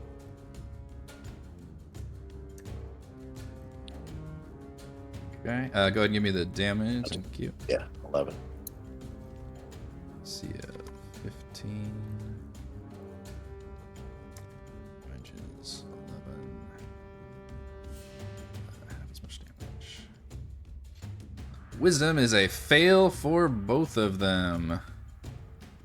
So what you see is number 4 suddenly reaches up and clutch. I mean, it was barely like that acid fire damage. Reaches up and tries to clutch its head, but its head just falls off its body as it falls backwards into death. The other one has a comical, like, fear motion and then moves as far, so basically runs back down 15, 20, 25, 30, all the way back down deeper into that clearing.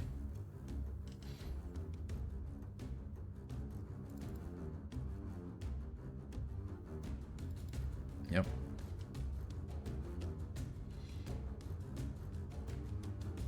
Yeah, that's the end of my turn.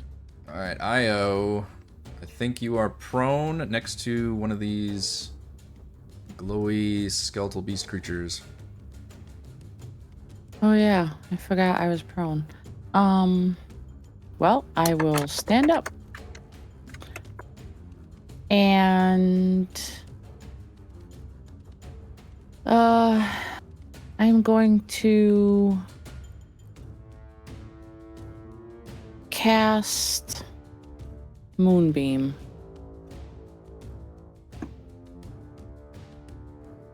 And we are going to put it right on this puppy. Literally. Excuse me, cat. Yeah, so it's a 5-foot radius. And there we go. 5-foot radius. They have to make a con saving throw. And DC spell save DC 16. So when they start their turn in the Moonbeam, they have to make the con save. Start turn, okay. Or if they fail, they take 2d10 radiant damage or half as much on a success. When a creature enters the spell's area for the first time on a turn or starts its turn there. Okay. So that's one that's ongoing, and it's just every time they're in there, it happens. All right. And I can move it if necessary. Engulfed in ghostly flames to a creature engulfed in ghostly flames. Although this is radiant, so you're thinking that's probably gonna work better. I'm hoping. Yeah. Okay. And that is my turn. Rye. Alright, so it is the beginning of my turn, so the fire takes effect. Yes. So that was a DC 16 for the. Okay. Yeah. I guess Sorry. the- This. yeah. So they get to remake. They get to remake the save, Yes. but the damage is halved. Okay. So there's only 2 skeletons left down there, so I'm just gonna do them. Let's do 5 and then 2. So 5 and 2. They both fail. So the base damage would be, if we do half of the original, right? No, it's only half if they fail. In order to, it's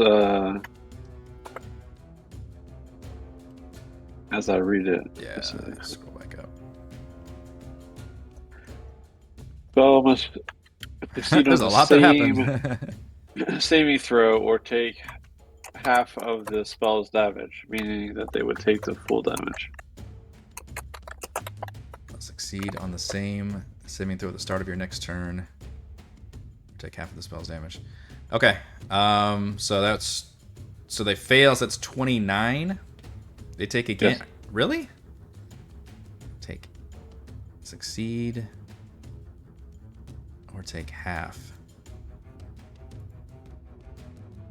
That seems really strong. Forgive me. I'm actually gonna look this one up. It's meta magic. Sure.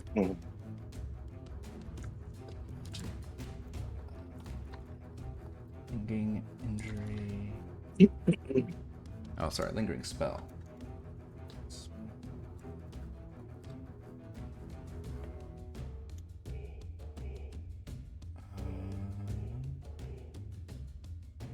No, I think you're right. It's half.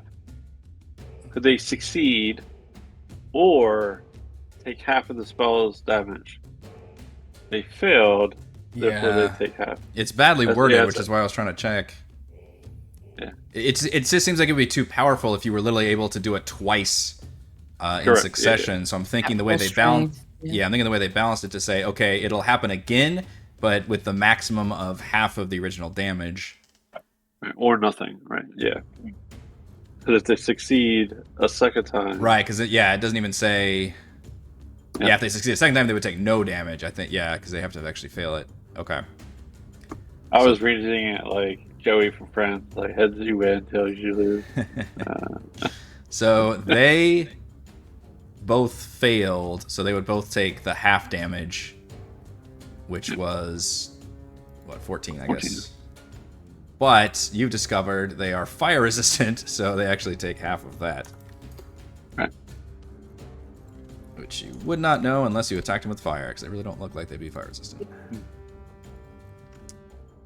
I guess it would still affect, even though the other creature's on a different plane of existence. So I will roll that secretly because you would not even witness that. So, GR.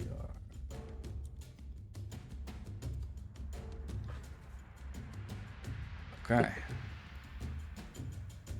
Because I guess he would have taken a fire with him. Right.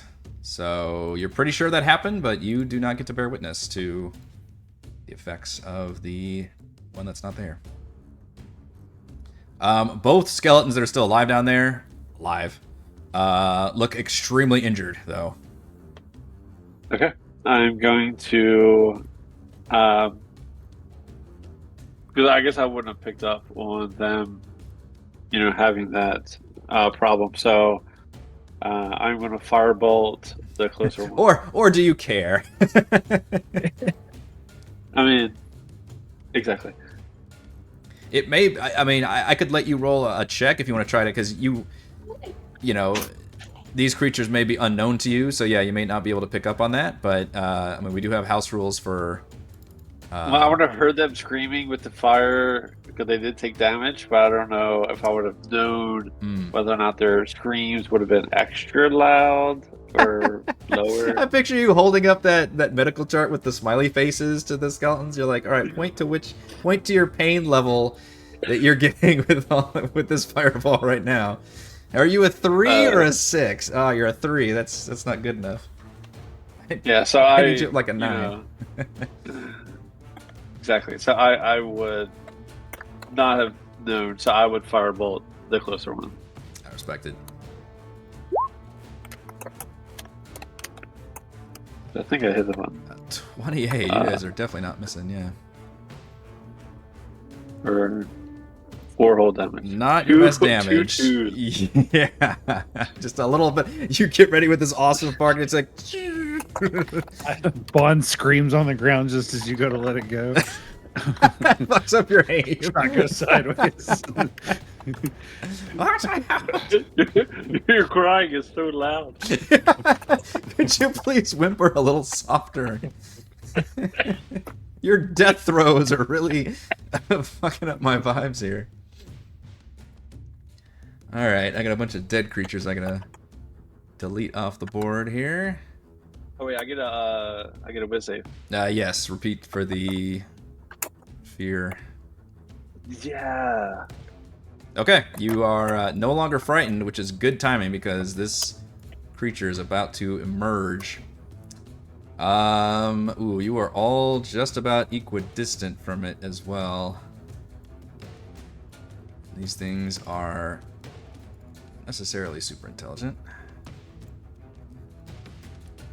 So let's see who. Ooh, Alaric. Okay, it's gonna do some hunting with its buddy.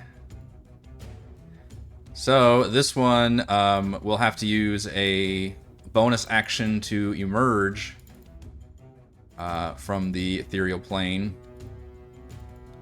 And it will try to rip at Alaric. Can anybody hit Alaric? Let's find out. No! He's cursed my dice somehow. I get like a special set of dice when I attack Precious Alaric. It's the shadow. I'm one with them. I guess so. It's crazy. Now this one is in the Radiant Beam, so that is going to be a con save. Yep. It's makes the save, but still takes half. So that's going to be. Let me just make sure. 2d10. It looked like.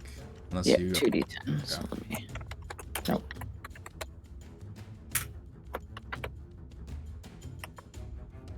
Okay. So takes- 4 damage. Oh yeah. All right. It will get the hell out of that beam, and I'm gonna pull some DM bullshit and say it's not gonna trigger attack of opportunity because it can fly. So it's just gonna fly directly over you, Io, staying in melee range of both Alaric and Io, just hopping across. And it's very it almost like flies through you and it just leaps up. You're thinking it's gonna attack when it just leaps off to get out of that beam. And it will definitely target Io. It is not liking that radiant shit. Yeah, once I put the Alaric dice aside, and then I use the dice for everybody else. Yep. It's fucking weird. 10 piercing, and I need another strength save to avoid being knocked prone.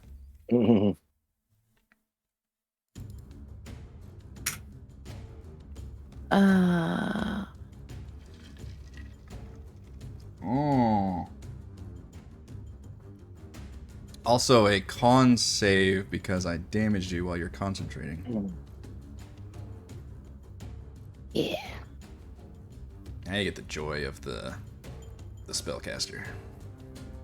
Alright, keep that radiant beam up. Unfortunately, you are knocked prone, and I can finally use this ability because this one did not use a bonus action to disappear. Instead, it will use its bonus action to tear into any adjacent prone creature, inflicting 14 slashing damage. And you must succeed on a DC 14 con save or be incapacitated. As it rips your guts out, although as a construct, I guess it's ripping out gears and shit. Okay, so I'm taking 14 damage right out of the gate. Yeah. All right, let me do that first. Okay, and then con save. Mm-hmm. Oh, nice. All right. You really want to hang But I on to also that have to radiant make- beam, though. I have to make another. Oh, sorry. That was the. that- You're right. Yes. So now that was for the Right. the incapacitated, which also would have gotten rid of the beam. But now you need to make another one for just the concentration. Look at these con saves. I was not playing with that. All right. So what that creature does, we've got another skeleton down here, which now has to trudge back. These guys have not been able to get in melee range. 10, 15, 20, 25, 30. It's all finger guns all the time. And now it's close enough where it's either going to attack Alaric. Token Fate decides that I will miss because it's Alaric. Actually, no, I take it back. You used Aegis on me one time. That was the last finger And it darts. stays up. It is not your turn yet, yeah. Oh! What does that Aegis do, though? Although, I think rules as written, crits always hit, right? Nope. Yeah. Because it's not a crit. But you used your reaction on Aegis, right? No, I went through another round, and that was a bonus action. This is my reaction for the next turn. The Aegis is a bonus action? To keep it up. I don't think you've gone twice though, because you're up If next. I haven't gone twice, then that would have been my action, so I can't do that. Yeah. So this would be a crit then. Yeah, I think the Aegis would have been the reaction you did previously, Okay, and I don't think then- you've gone because it would still be up, but Yep, crit does hit. My AC is 20 anyway, so it's still hit.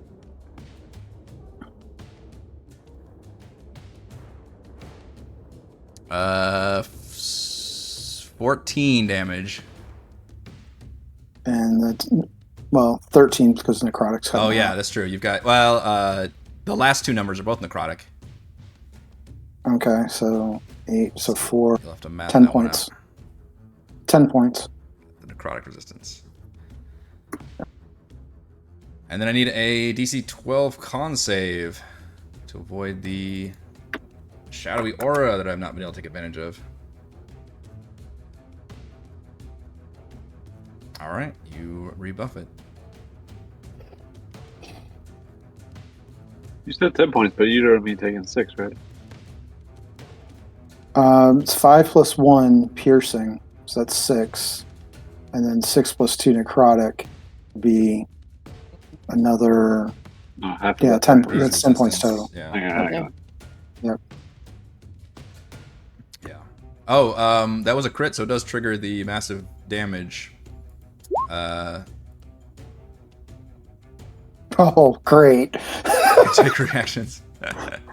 My bread but and isn't butter. that What the are you old doing to table? me? That is the old one. I think that number.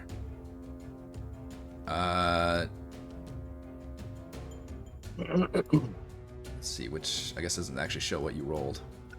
That is one of the ones on the new one, so we can keep that one if you want. That's probably For actually, Alaric, that's painful. that's painful.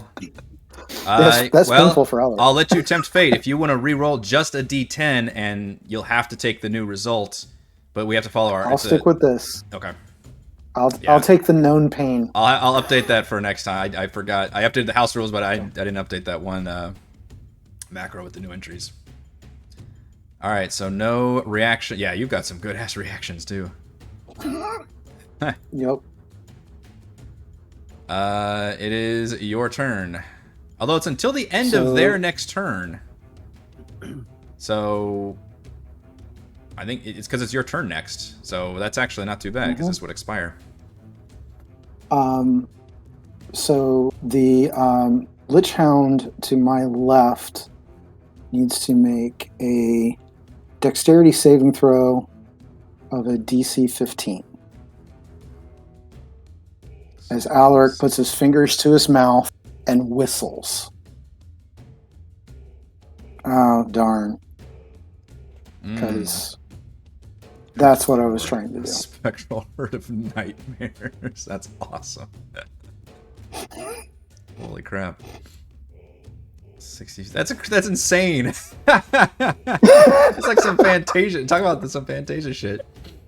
It just literally nopes them out of the battle. Yeah. Just It just drags them away and does damage. That's crazy. Yep. Is it really a save or suck though? they- Nothing happens?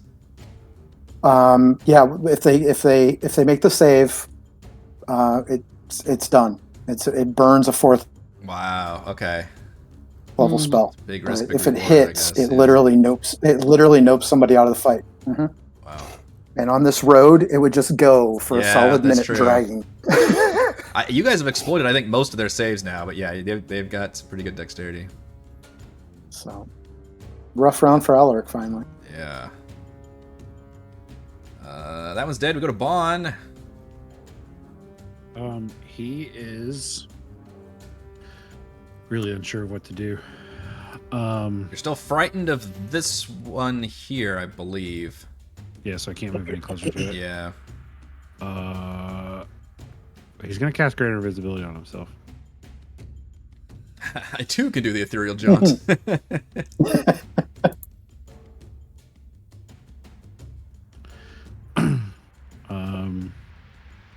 And he's gonna continue to just kind of scramble over here.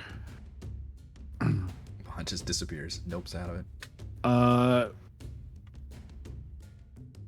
I'm going to give.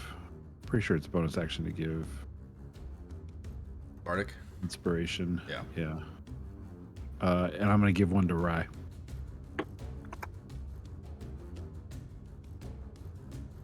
How? What does that sound like? Because you were fucking up his shots a second ago. Yeah, so it's going to as he's like scrambling, he's going to be crawling and he's going to be trying to cast Greater Invisibility. So as he goes away, he's going to be like, "Right, protect me better. Stop missing." I was thinking like Do more damage or something. You just disappearing and getting out of his way is inspiring for Rye, I think. That's probably true. He no longer has to be distracted by your writhing body on the ground. Well, I don't know. He's still making noises. You can repeat the frightened save. Yes. And it's wisdom. 10. Still frightened. Like this whole fight just started bad for Bahn with like low initiative, so I couldn't do anything, and then it rolled downhill from there. So it's fine. It's fine. And Eric, I took 5 temp hit points from the Shadow Aegis. I took those off. Gotcha. Okay. So I'm trying to cite the rule whether a crit is an automatic hit or not. Is what I've been like. Oh, you're looking up for it? Yeah. I think. I mean, it almost never comes up where it's like wouldn't hit you anyway. I know for sure the one's always a failure. Right. I think it's the same thing where like no matter like even if I guess the theory would be even if your AC was higher than the critical hit number would be, I think the crit hit still hits you. I'm sure we're gonna have comments about this, but yeah, I'm trying to look it up to see if I can cite the source. I can't recall a time in all the years I've been playing 5e, and I haven't been playing as a lot as some of you folks, but like I'm pretty sure I can't remember a time where it's happened, but like a critical hit would hit even if the number wouldn't normally hit. But if you literally rolled an at 20, I think it always hits. But it's weird that that's never really come up before. Till now, I guess. 10, 15, 20. This guy's moving on up. I think it's going to want to veer off here. And Vaughn's still prone, so that makes him a worse target. So we're going to choose. He's also invisible. Oh, yeah, you're invisible. That's true. We'll go after one of the spellcasters. Lucian with the finger guns.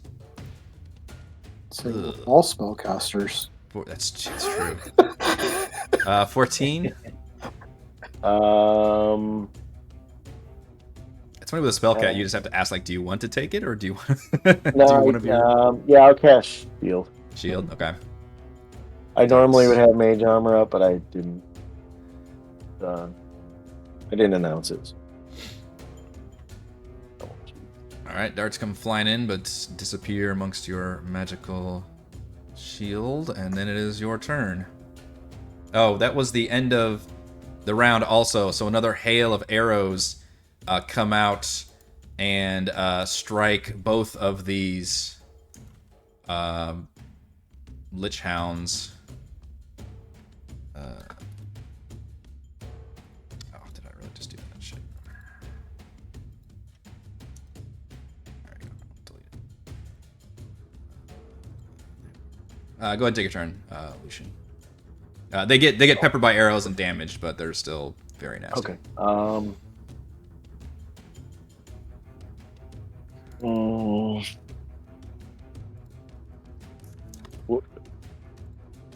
Do they look like they've taken a beating, or the hounds? Yes, they've taken a beating. They're a lot, ironically, meatier than you were expecting. They're still pretty strong. They have a lot of fight left in them, but they've definitely taken a lot of damage as well. The two shadow skeletons, look extremely damaged. All right.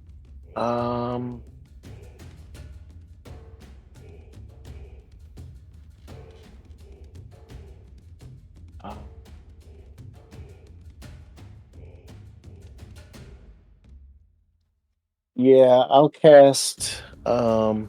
Actually, I'll move up here, and then oh wait, what's the? Oh, dang it! I moved 10. Wait a minute, where was I? Was I here? Yes. Yes.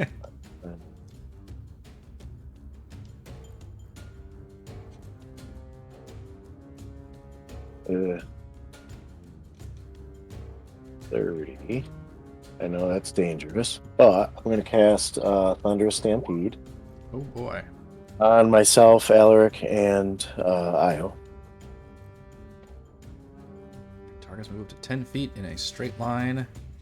Make a melee weapon attack. And I will take that 10 feet and Jeez. Either gain +5. Dabby.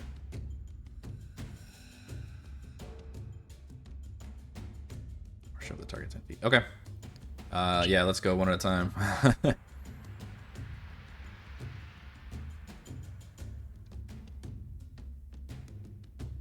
And with the skeleton. Do you want to gain... Oh, it's a damage. 10 does not hit a skeleton for an attack roll. Okay. Yeah. They're not armored, but they're not zombies. Alright, so Alaric, you can make a melee weapon attack. You're muted. I can move up to 10 feet. Yeah, I didn't think you had to, though, but you can. Sure. I know that this Well, does that's use fine. your reaction. I know you're a stickler about your reactions. Oh.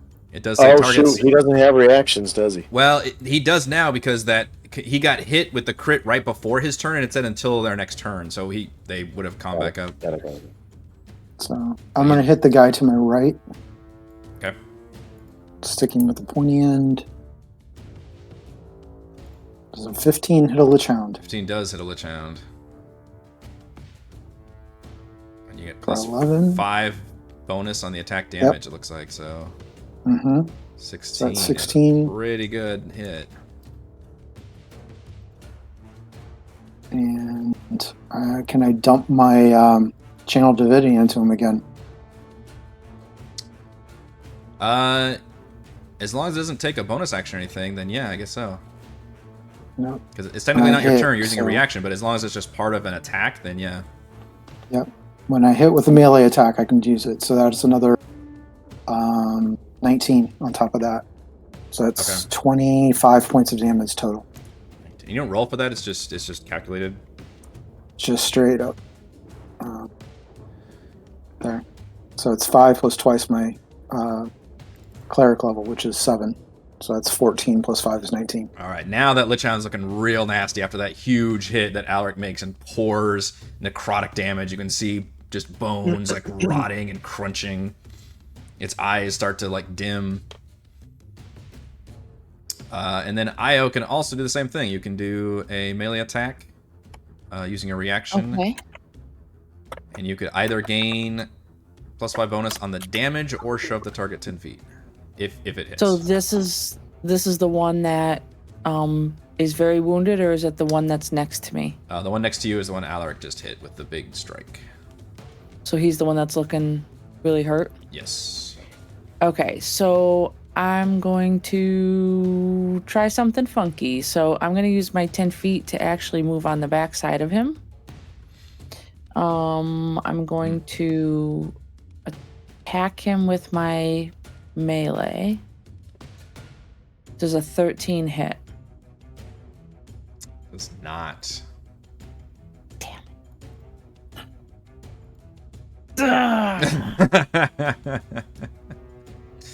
You swung around right on the other side, but your movement kind of caught yourself flat-footed and just barely missed striking.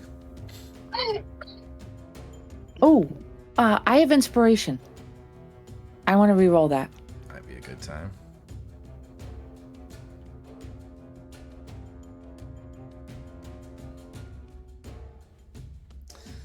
That is unfortunately a worse number. 5 and a 3. I'm very inspired. Yeah. Okay. All right. Never Anything else, Lucian? For me, no. No. Okay. Io, it is your turn now.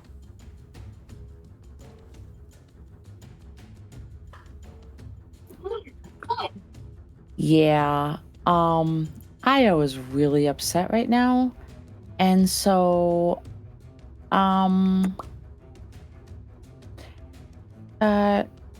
screw it. She's gonna wild shape.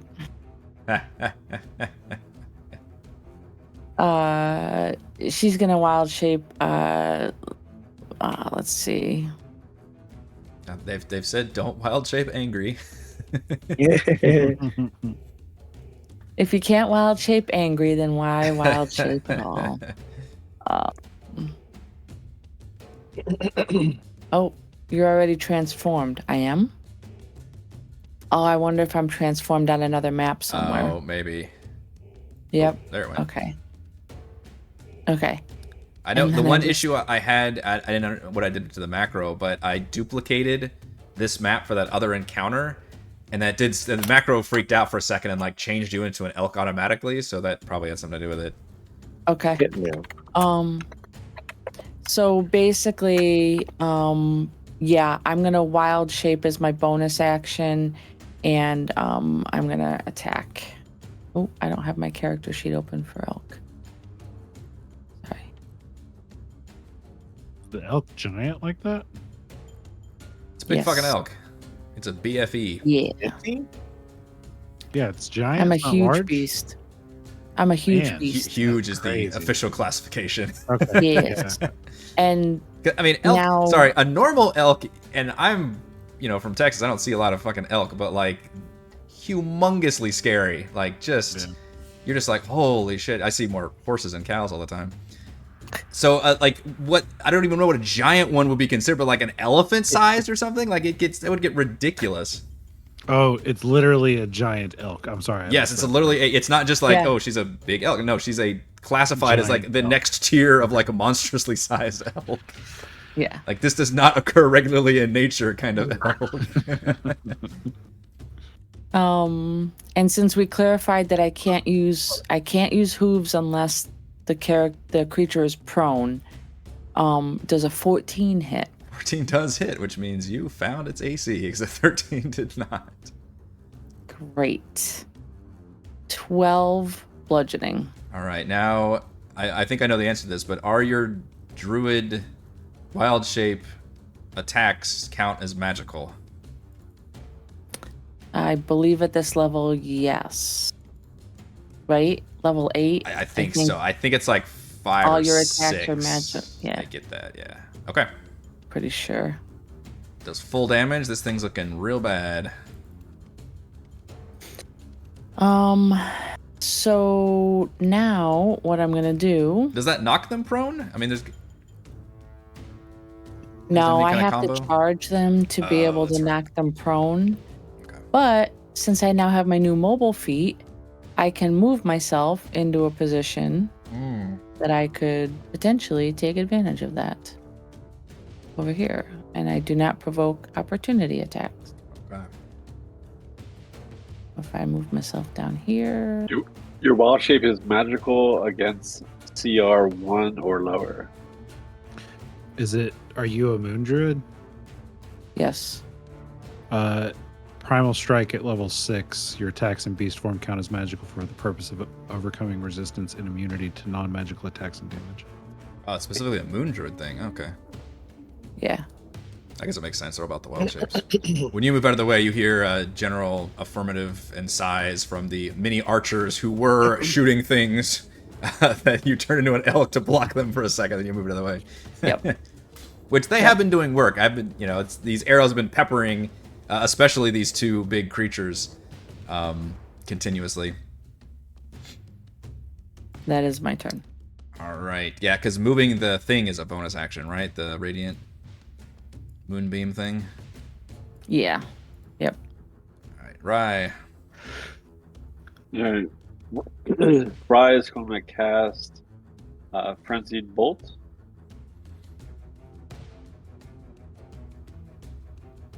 Ooh, 6. And he's going to do so at the Sorry, I should nearest. Yeah. Nearest one here. First. Skeleton, yeah, 26 is gonna hit. For 9 varying damage. So yeah, the damage type does matter. So I need to roll a d10.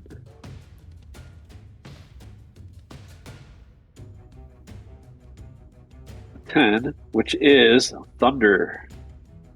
Okay, a thunderous crash does do full damage. 9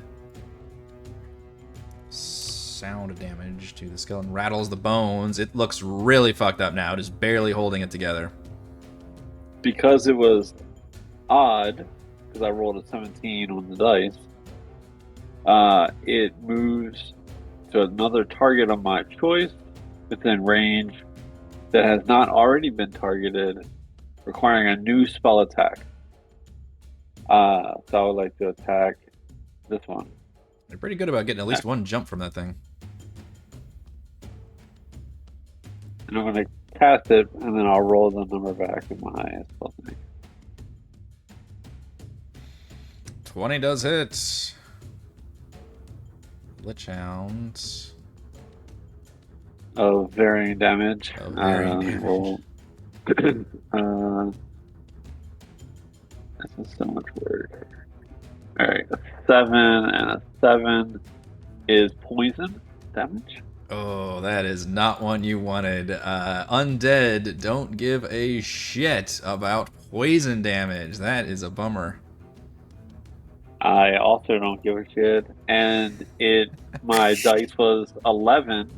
And it goes again. That's true, yeah. So I'm gonna go to the other Lich Hound. Don't roll a 7. 15 does hit. All of these are hitting. It's just that the other one didn't get affected by poison. 5. And a 5 is lightning. Okay, lightning strikes the other one and takes a full 14 damage. Now that one looks near death. You think for a minute you might have ended it, and it barely stays up, but it's like wobbling and like whimpering a little bit. It just turns to you with those baleful eyes. And that is the last target, because that was a 6 on the die. Wow, you did that perfectly, didn't you? I guess I could have leapt to the skeleton down there, too. Does it have to leap to allies if that ever came up? It says that in there. Okay. You and your allies are legal targets Are for legal this spell. targets. It knows that that would be the first question the DM would be asking. If you're lucky or unlucky. Yeah. You did it good there. I'm sure everybody gets a little nervous when that starts bouncing around. Alright, the DM appreciates all this damage spread. You have 3 enemies that are extremely near death. But it is the Lich Hound's turn. This one will gleefully attempt to rip into Alaric. Can we get the other... No, now I'm back to my usual Alaric dice. As a 9. And Ryan's like, yeah, the poison effect. It fucked it up. It will. It'll use a bonus action to disappear. The other one will also try to rip into Alaric. 18. It's a 20 right now. Okay. So that one misses. That one will also disappear.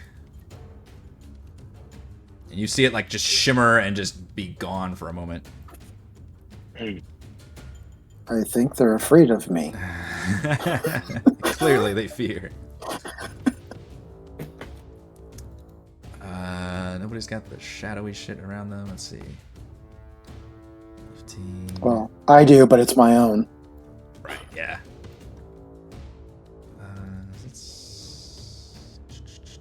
It tries to use a finger darts first, doesn't it? That's probably the better move.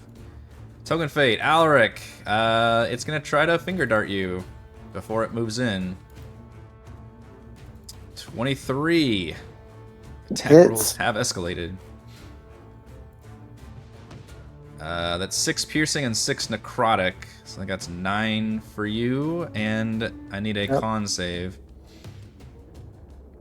I'm gonna envision it doing this pew pew pew thing with its hand while it's running at you, and then it closes in, ready to wield its scimitar, although it's still very damaged. You are surrounded by a shadowy R that you don't like.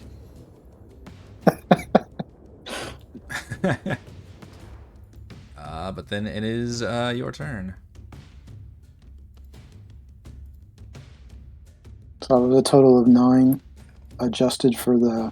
Yes. Okay. So I've got that. So he moves in next.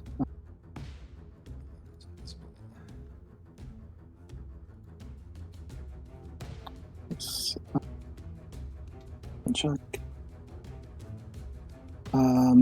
Melee spell attack. So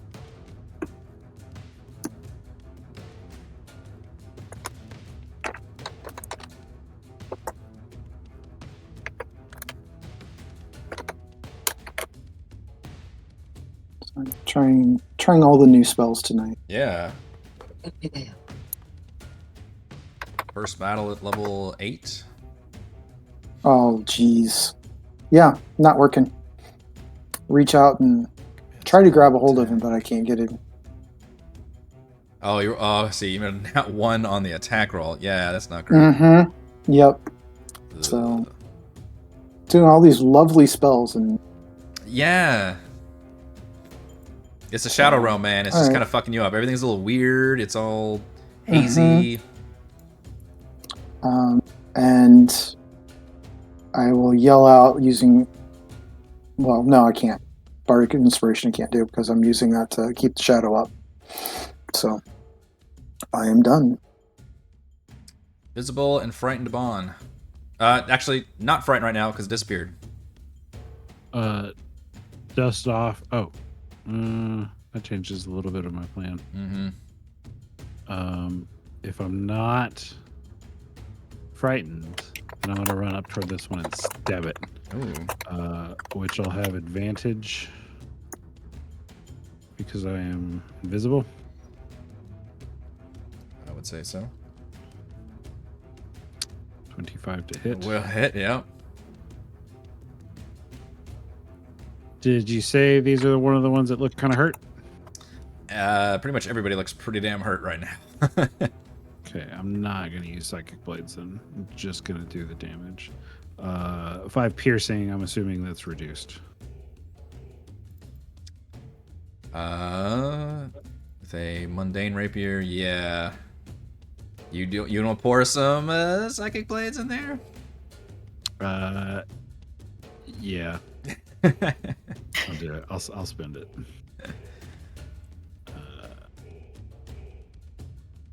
15. So yeah, you kind of stab it with the rapier, and it just kind of looks down at you with angry eyes. But then you focus your power. Yeah, like my eyebrows furrow real hard. Nobody can see it. And then its head explodes. Bone splinters everywhere. That's cool because nobody sees Bahn, so the the bone. That's true. just Yeah. explodes. Lucian just saw it kind of jerk for a second and then head explode right next to you. That's fun. I like that. That is the end of my turn. Is that the one Rye hit with thunder damage? Yes. Rye somewhere is just cheering. It was delayed. Yeah, The thunder just blew another it up. delayed Lingering blast. spell. Another kill for Ryan. Lucian. Oh.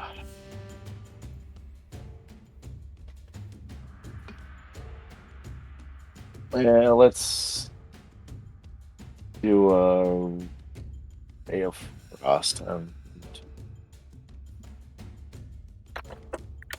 16.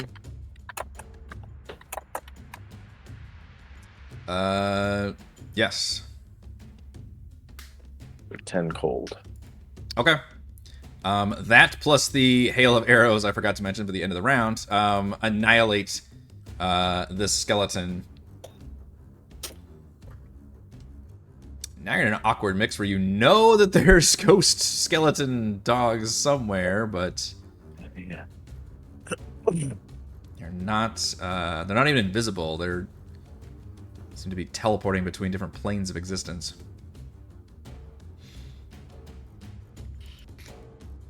Io? Question. Mm-hmm. When we observed them basically blink in and blink out, did we observe that they had to blink back in the same location that they left from? Not necessarily. Too much shit's happened. Damn it. Okay. Yeah.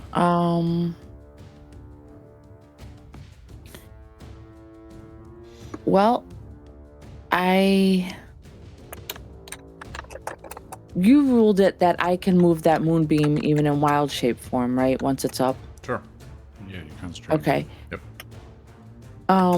I think I would like to move the moonbeam as my action. It's not a bonus action, it's an action. Oh. I kind of want to put it here, just in case, like they try to come back in a central point, so that if it blinks back somewhere in this vicinity, I can maybe try to catch them.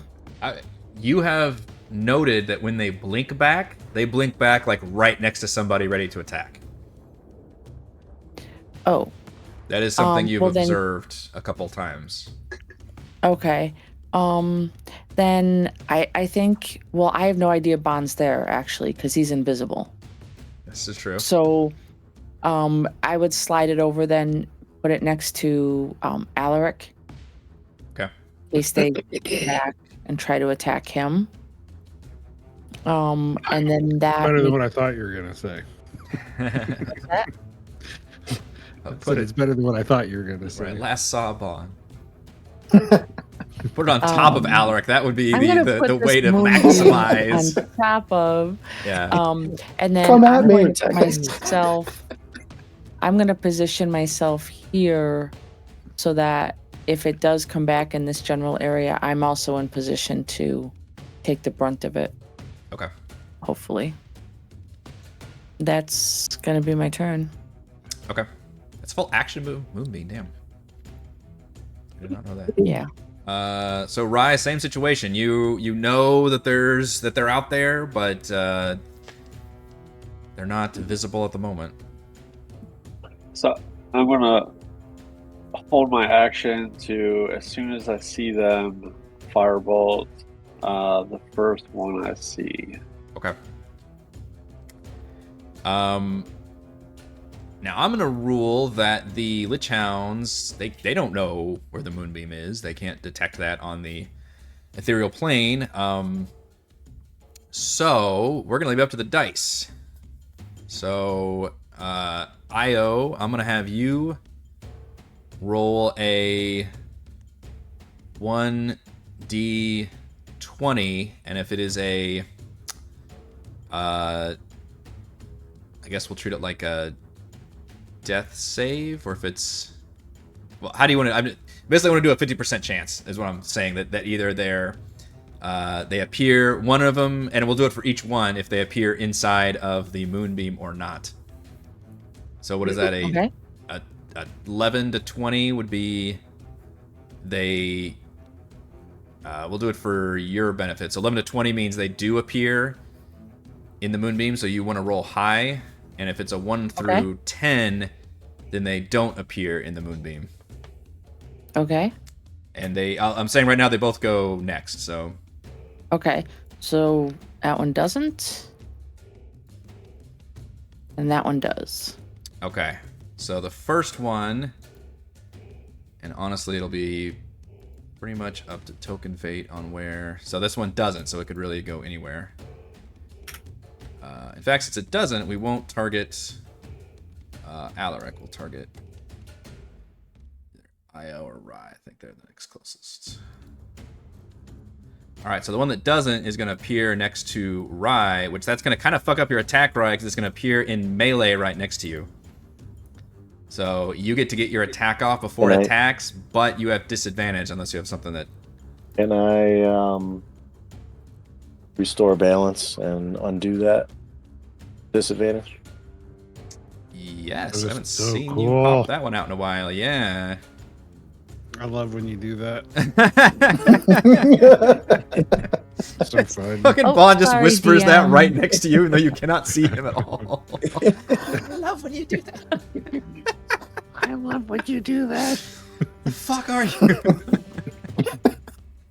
All right, so you can attack normally with your readied. What did we say? Firebolt. Yep. I have Bardic Inspiration, which is. Can you remind me what it is right now? D8 at this one? Or 10? maybe? I don't know. I've got D8 listed. Let me double check the list. It might matter. Yeah, let me double check the bard thing and make sure it didn't go up. Class bard, level 8. No. It doesn't go up till 10th level. Okay. So a 18 18 will hit. for 8 fire. All right, so that damage does go off. This creature was not as injured as the other one, however, and just appears to be ready to tear into you regardless, and will attempt to bite at you. Ooh. Rolls a 19. That is 8 piercing damage, and I need a strength save. To avoid being knocked prone. Yeah, it's not been working out. So you are knocked prone, and you, or I can't do that because it uses bonus action to appear. Ah, that's a tricky creature. It tries to do its sexy gut rip thing, but I've got too many bonus actions. So you were instead just knocked prone right in front of it, which doesn't really matter because they're not really multiple creatures attacking you anyway. And now that we determine the other one does appear inside the ring, the burning ring of radiant damage. So that means it has to make a con save. Is that right? Yeah. Io, yes. If it starts its turn in there. Yeah, I'm just double checking. Let me just repost it so it's super close. Okay, so con save DC 16 and 2d10 I already rolled, so the damage is 11 or half on a save. Okay, it does make the. Yep, so 5 radiant. Oof, that save might have saved its bacon, as it just, that radiant damage sears and it's got almost, it like howls in pain and it just sees nothing but rage as it attempts to bite at Alaric, which was its original plan. But not able to find purchase. I think I'm out of shadow skeletons. We go to Alaric. got an extremely wounded Lich Hound in front of you. So we're going to try that Vampiric Touch again because I want to see what this looks like. Hey, 17 does hit. Okay.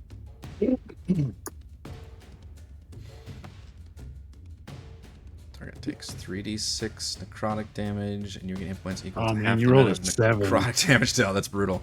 The good news is it had that few of hit points where that does destroy this creature as your shadow-wreathed hand, which is hilarious because this creature's like fire shadow creature, somehow reaches out and grabs it and chokes snuffs the small remaining life out of it. You regain hit And I points get equal to half healed. the amount of necrotic damage. Yep, I heal 3. And then I'm going to move 1, 2. It's also, I always forget this is it's like an ongoing thing you turn on, and then you can... And then I go, here, doggy, let me pet you too. So, bad doggy. Bad doggy. So. I'm too scared. Invisible Bahn, I honestly, for the life of me, don't remember if they killed the frightened one or not. I would argue that it's the same creature. I'm still scared of it. Well, we can leave it up if you want to make that D20 roll. I literally lost track of which one had you frightened. Nah, I'm just going to cast Vicious Mockery and say... I choose to be frightened. Actually, I don't have a good thing right now. Wisdom save DC 16. That seems really high on the damage. Oh, it's... Yeah. So it takes 8 psychic damage. Max damage with Vicious Mockery. Small tear rolls down its fiery shadow skull face. And I think it has disadvantage, is that right? Yes. Yeah. Attack roll, that's a pretty big deal. Alright. I can't move any closer to it, so... Lucian.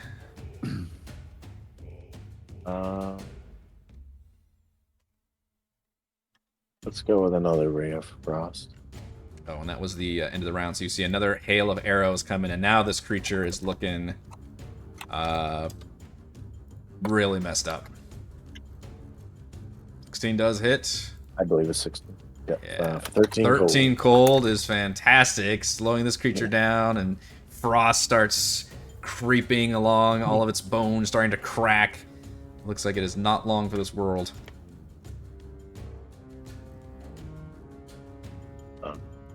Yeah, I'll just stay there.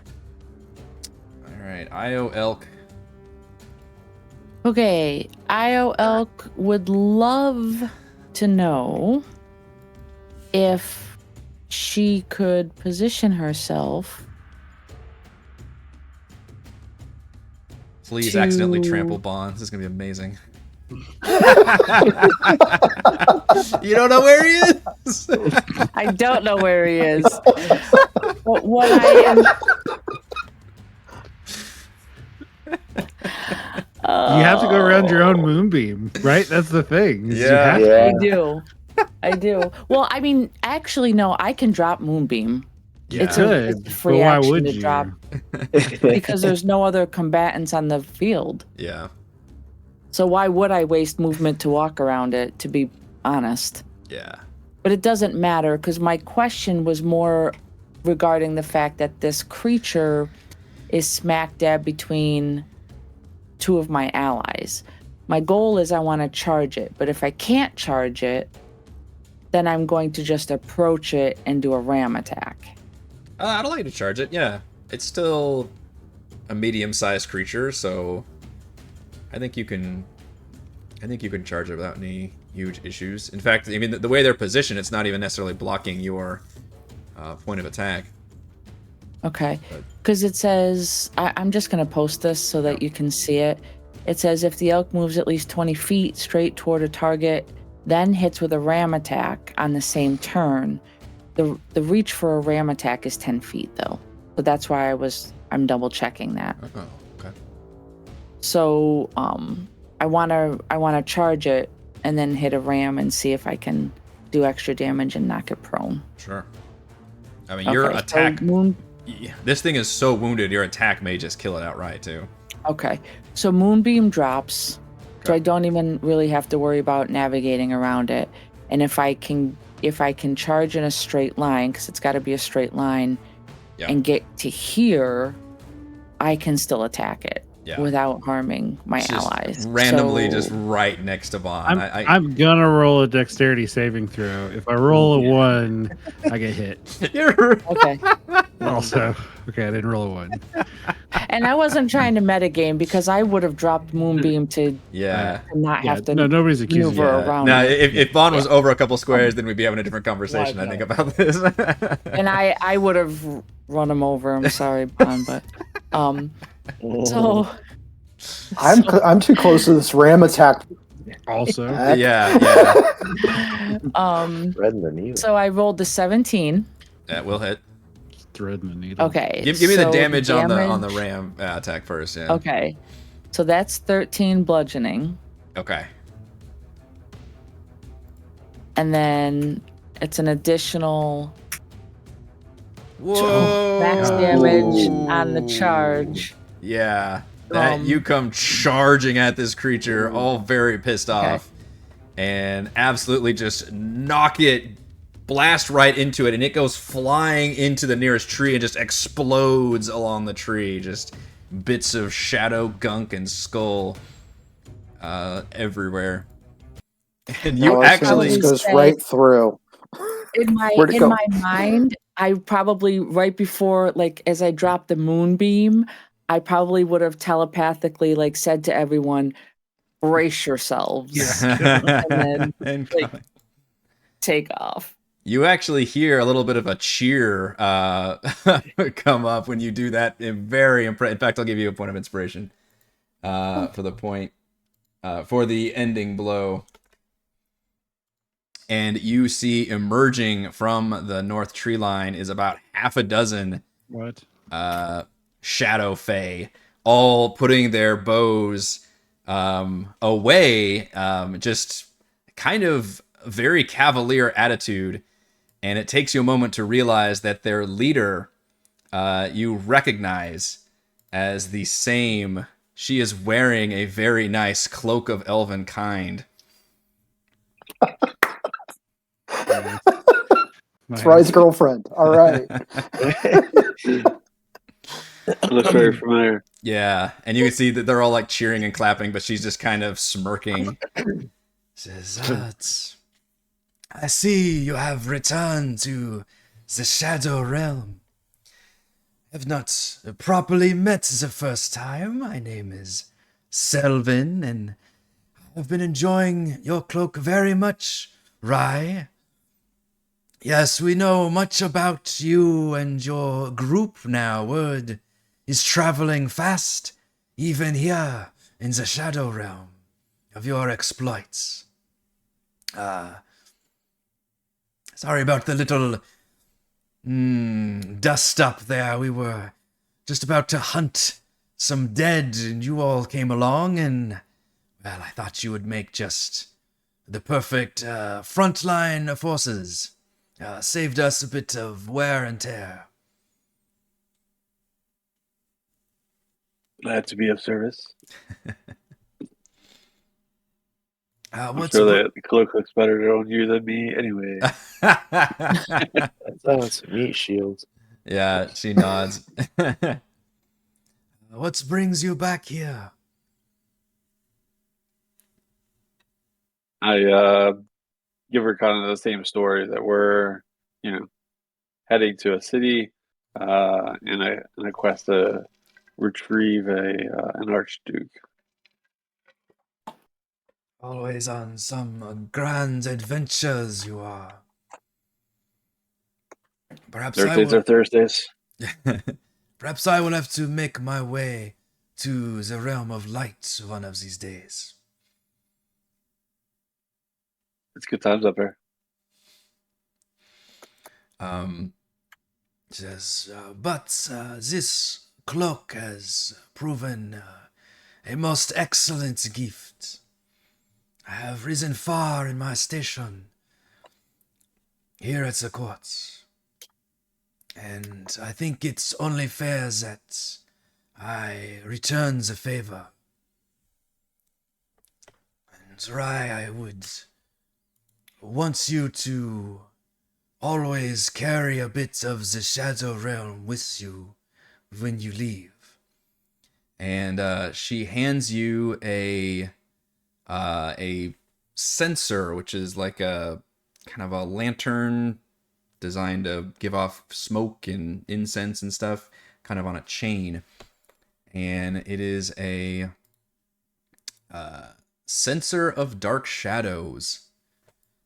This enchanted censer paints the air with magical smoky shadow. While holding the censer, you can use an action to speak its command word, causing the censer to emit shadow in a 30-foot radius for 1 hour. Bright light and sunlight within the area is reduced to dim light, and dim light within the area is reduced to magical darkness.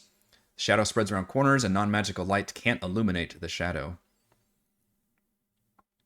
You can turn it off by enveloping it, and if it overlaps an area of light created by a spell of second level or lower, the spell creating the light is dispelled. You can use it once per day. Suddenly, Bond shop pops back up. Oh, that one is still alive. Duration goes away. She turns to one of her friends, like, I owe you some money. I thought that one had gotten killed. He always does better when he goes invisible. He's like, was this Alaric you can still trying to pet the dog. Yeah. He's still trying to pet the dog that's not there. You can carry a bit of the Shadow Realm with you, right? How much air shit? There is one more gift that I can give you for your prowess here in dealing with the undead. And she actually like walks up to you and looks you deep in the eyes. She says, I can strengthen your ties to the shadow world if you will accept this gift. A nod and accept. Okay. She puts her hands out, palms, and she kind of closes her eyes, and you feel like this energy seep into you, and it makes you colder, but in a comforting way, in a kind that you would feel like growing up in the Shadow Realm. And it makes you feel at home, even more at home here. And functionally, she has upgraded your Path of Shadows ability, which you get from being a Shadow Fae. The new upgrade is, so normally you can spend a use of Path of Shadow to Misty Step, I believe, in Shadow, in Dim Light. Yep. So now the upgrade is that by expending 2 uses of your Path of Shadows ability, you can cast the Shadow Shunt spell without using a spell slot. And this spell is one Alaric would love. You cast it as a reaction when you are targeted by an attack or even in an AoE spell, and you can enter the plane of shadow just as danger approaches. You vanish from your current plane of existence and appear in the plane of shadow until the start of your next turn, avoiding the triggering attack or spell. While on this plane, you are paralyzed, but you can see and hear the plane you originated from, which appears in shades of gray. At the start of your next turn, you reappear in the space you previously occupied or in the nearest unoccupied space. Wow. Wow. Awesome. Yeah, That's nice. That's really nice. Hey, it turns out giving a random NPC a magic item I look around and go, see you guys. It comes back tenfold. Yeah, so you get She is now forever in this campaign called your girlfriend. yeah, and she says with a smirk, she says this is for the censor actually, because I had a command word. It says the command word is Selvin, which is her name. Can I out insight that to see if she's like a little sweet on our Rye guy here, Sure. or if she's got some other ulterior motives going on here? Yeah, absolutely. I'm surprised we didn't do that when she was like walking up, like, I'll give you power. You're like, this seems kind of weird. I didn't. I I would didn't want to detect that, interrupt. I'm but afraid of yeah. what I see. Yeah. You are getting maybe a little bit of the romantic vibe. Also one of kind of hero worship, because again, you guys have done so much since last time you were here, and I mentioned word has spread, but even apparently has spread here in the Shadow Realm, and then you've been meeting people that just want to know about what you're doing. And so a lot of this, and she's actually maybe had never gotten a fancy magic item like this from anyone before. So yeah, all of it appears to be very genuine in terms of her wish to basically reward you all as a group, but specifically with Rye. I would ask Rye in his head, do you think she would know about those other people we encountered? The ones that were shady, I mean, as I say about the shadow shady's a people. weird term in the shadow around Do we here. all hear Yeah. that conversation, or is that one-on-one? How do those No, work? everybody hears that, I think. Chat. It's a Yeah, party line? Yeah. party line, I think. Yeah, I would I bring think up it's worth that asking. name that I heard too, that Alphys. Hmm. See if she knows what Alphys means. Which I would have Okay. told you while we walked, that I heard that in her head. The other one. Sure. Yeah, so I would first ask about the other party that we encountered with the large gentleman, and Large gentleman. Yeah. and then second ask, um, actually three questions, right? So the second question would be about Elvis, as I hear it, Elvis, and then the third one is whether or not she's maybe seen people take captives from the light realm through here. Okay.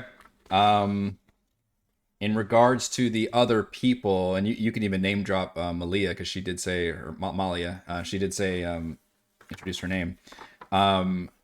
Her eyes definitely furrow, and she frowns, and she says, yes, he's agents of the Moonlit King. You do not trust them, do not tell them anything, right? I didn't give him anything. The Moonlit King and his agents are always conspiring to overthrow the Queen of Night and Magic. And they make alliances with the worst kinds of folks. The second question was if anybody has come What could she through. tell? No, the second question was what can she tell us about Elvis? Elvis, yeah. She recognizes that name. Says, yes, a powerful agent and servant of the Moonlit King. I believe Malia works for him and thus works directly for the deposed king. If you are on his radar, you are in danger. Every second that you are here. Your quest must be of utmost importance and concern. It seems you have embroiled yourself in the politics of our people, whether you want to or not. Okay, then we'll keep that in mind as we continue forward. But then the third one was whether or not maybe she Because we still don't know how they got the Archduke away and whether or not they came through here as well. Yeah. She does mention that she has seen more undead in the Shadow Realm, at least in her territory, than usual. Especially in the last like week or so, it's been definitely increased. And I mean, they were out here hunting undead. And she does note that she's even witnessed some more powerful, more sentient undead, and her group has generally just done reconnaissance because they're really not equipped to deal with that level of threat. But then she defers to you and says, I believe you would be strong enough, perhaps, to take on enemies you come across, but be wary. Increased dangers here in the Shadow Realm, and I will not always be here to help bail you out. She's giving herself a lot of credit for this fight.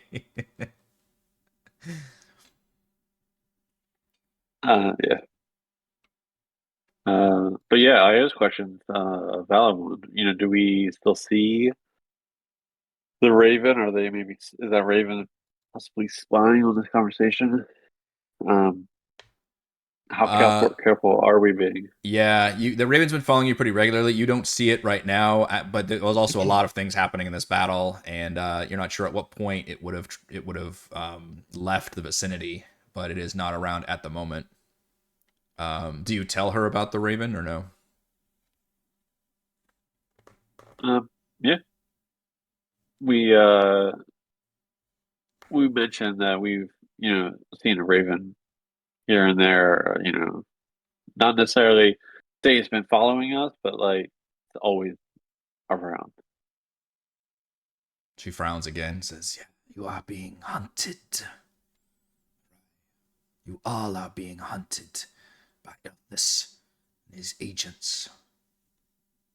You must get through here as quickly as possible. There's one thing.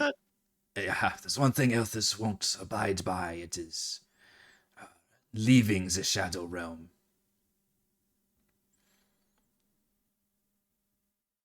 No, there are no shortcuts on the Fey Road. There is only short death, should you veer from the path." So edgy. But there's only one path, right? So I can't say ask her whether or not the path that we're on would be the speediest to where we're going. The way it works is each path is a set point A, point B, and there's no deviation from that. As long as you stick to the road, then you will make it to your destination, should you survive the experience. Arm in arm on the Yellow Brick Road. Yeah. Do you think your girlfriend will travel with us for a bit? Let me so is it Sylvan, you said? I give Ryan another bardic inspiration. It's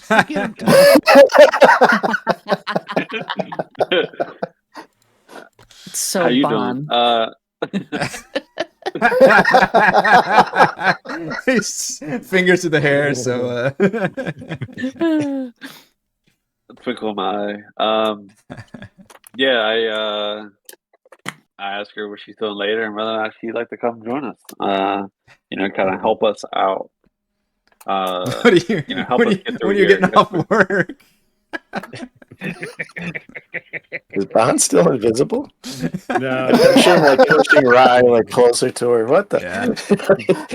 I think no, but this party line is really helpful. Yeah. I wish I had this when I was a kid. Roll a persuasion check. And I'll give you advantage because she's already into you. I think you've already got Bardic as well. Hold on, wait. Stop. That's wrong button. Perception. He's just looking her up and down. With advantage, 21. Nice. Wait, roll your bardic inspiration too. Well, you can choose. You can wait until. It only lasts 10 minutes. Oh, yeah, that's true. Yeah. So 27.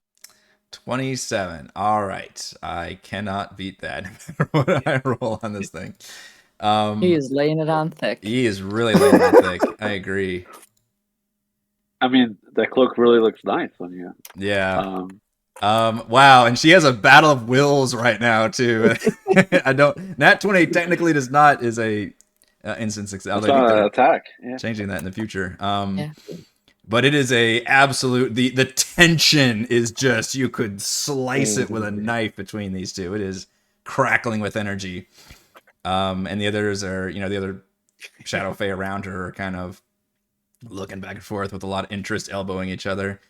And she finally gives a heaving sigh and says, "I suppose I could help guide you for a bit. I know some of these roads, but I cannot stray too far, right? We all have our jobs to do." I like long walks. In the shadows. and we've got a road. So All of a sudden, we just see the sensor like lights up, and those two escape into the shadows, and we're like, "Where did they go?"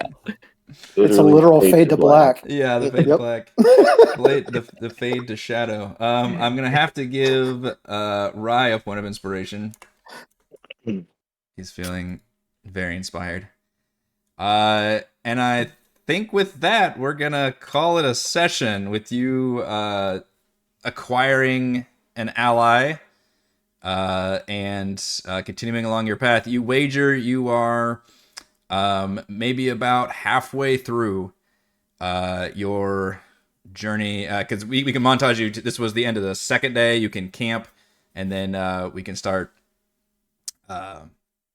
moving on for more excursions into the Shadow Realm. But that will do it for this session of Empire of the Ghouls. Thank you to Brandon, Christopher, Corey, Dory, and Stan for playing, and to all the patrons for making these sessions happen. Shout out to Platinum patrons Joe, Will, Thomas, Stan, Brennan, Genocider, David, Eclectic, Roleplay Roll, Christopher, Brian, Corey, Go at 1337, Big Nut, John F, John L, Scott, Eric, Tyler, Nathan, Camp Crystal, Counselor, Andrew, Daryl, the Reldrin, Captain Woody 79, Stephanie, Andy, Patrick, and Jason. And gold patrons RPG Papercrafts, Pretty Boy, and Yuma, Dead Lizard Lounge, Sam, Olympus Buds, Jerome, Nathan, Fast Like a Tortoise, Scott, Rufus, Karen, William, Jerry, Thomas, and Prophet. Thank you all very much for your support. We will see you next time. Thanks for the game. See everybody.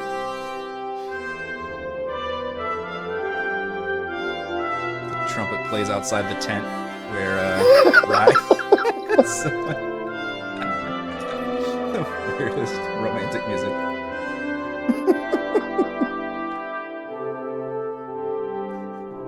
Io opens the vial of sunlight just because she feels a little uncomfortable. Darkness just starts seeping out of that tent. And it's like, no. No, just light it up, baby, light it up. Which hurts, by the way, because we're sunlight sensitive.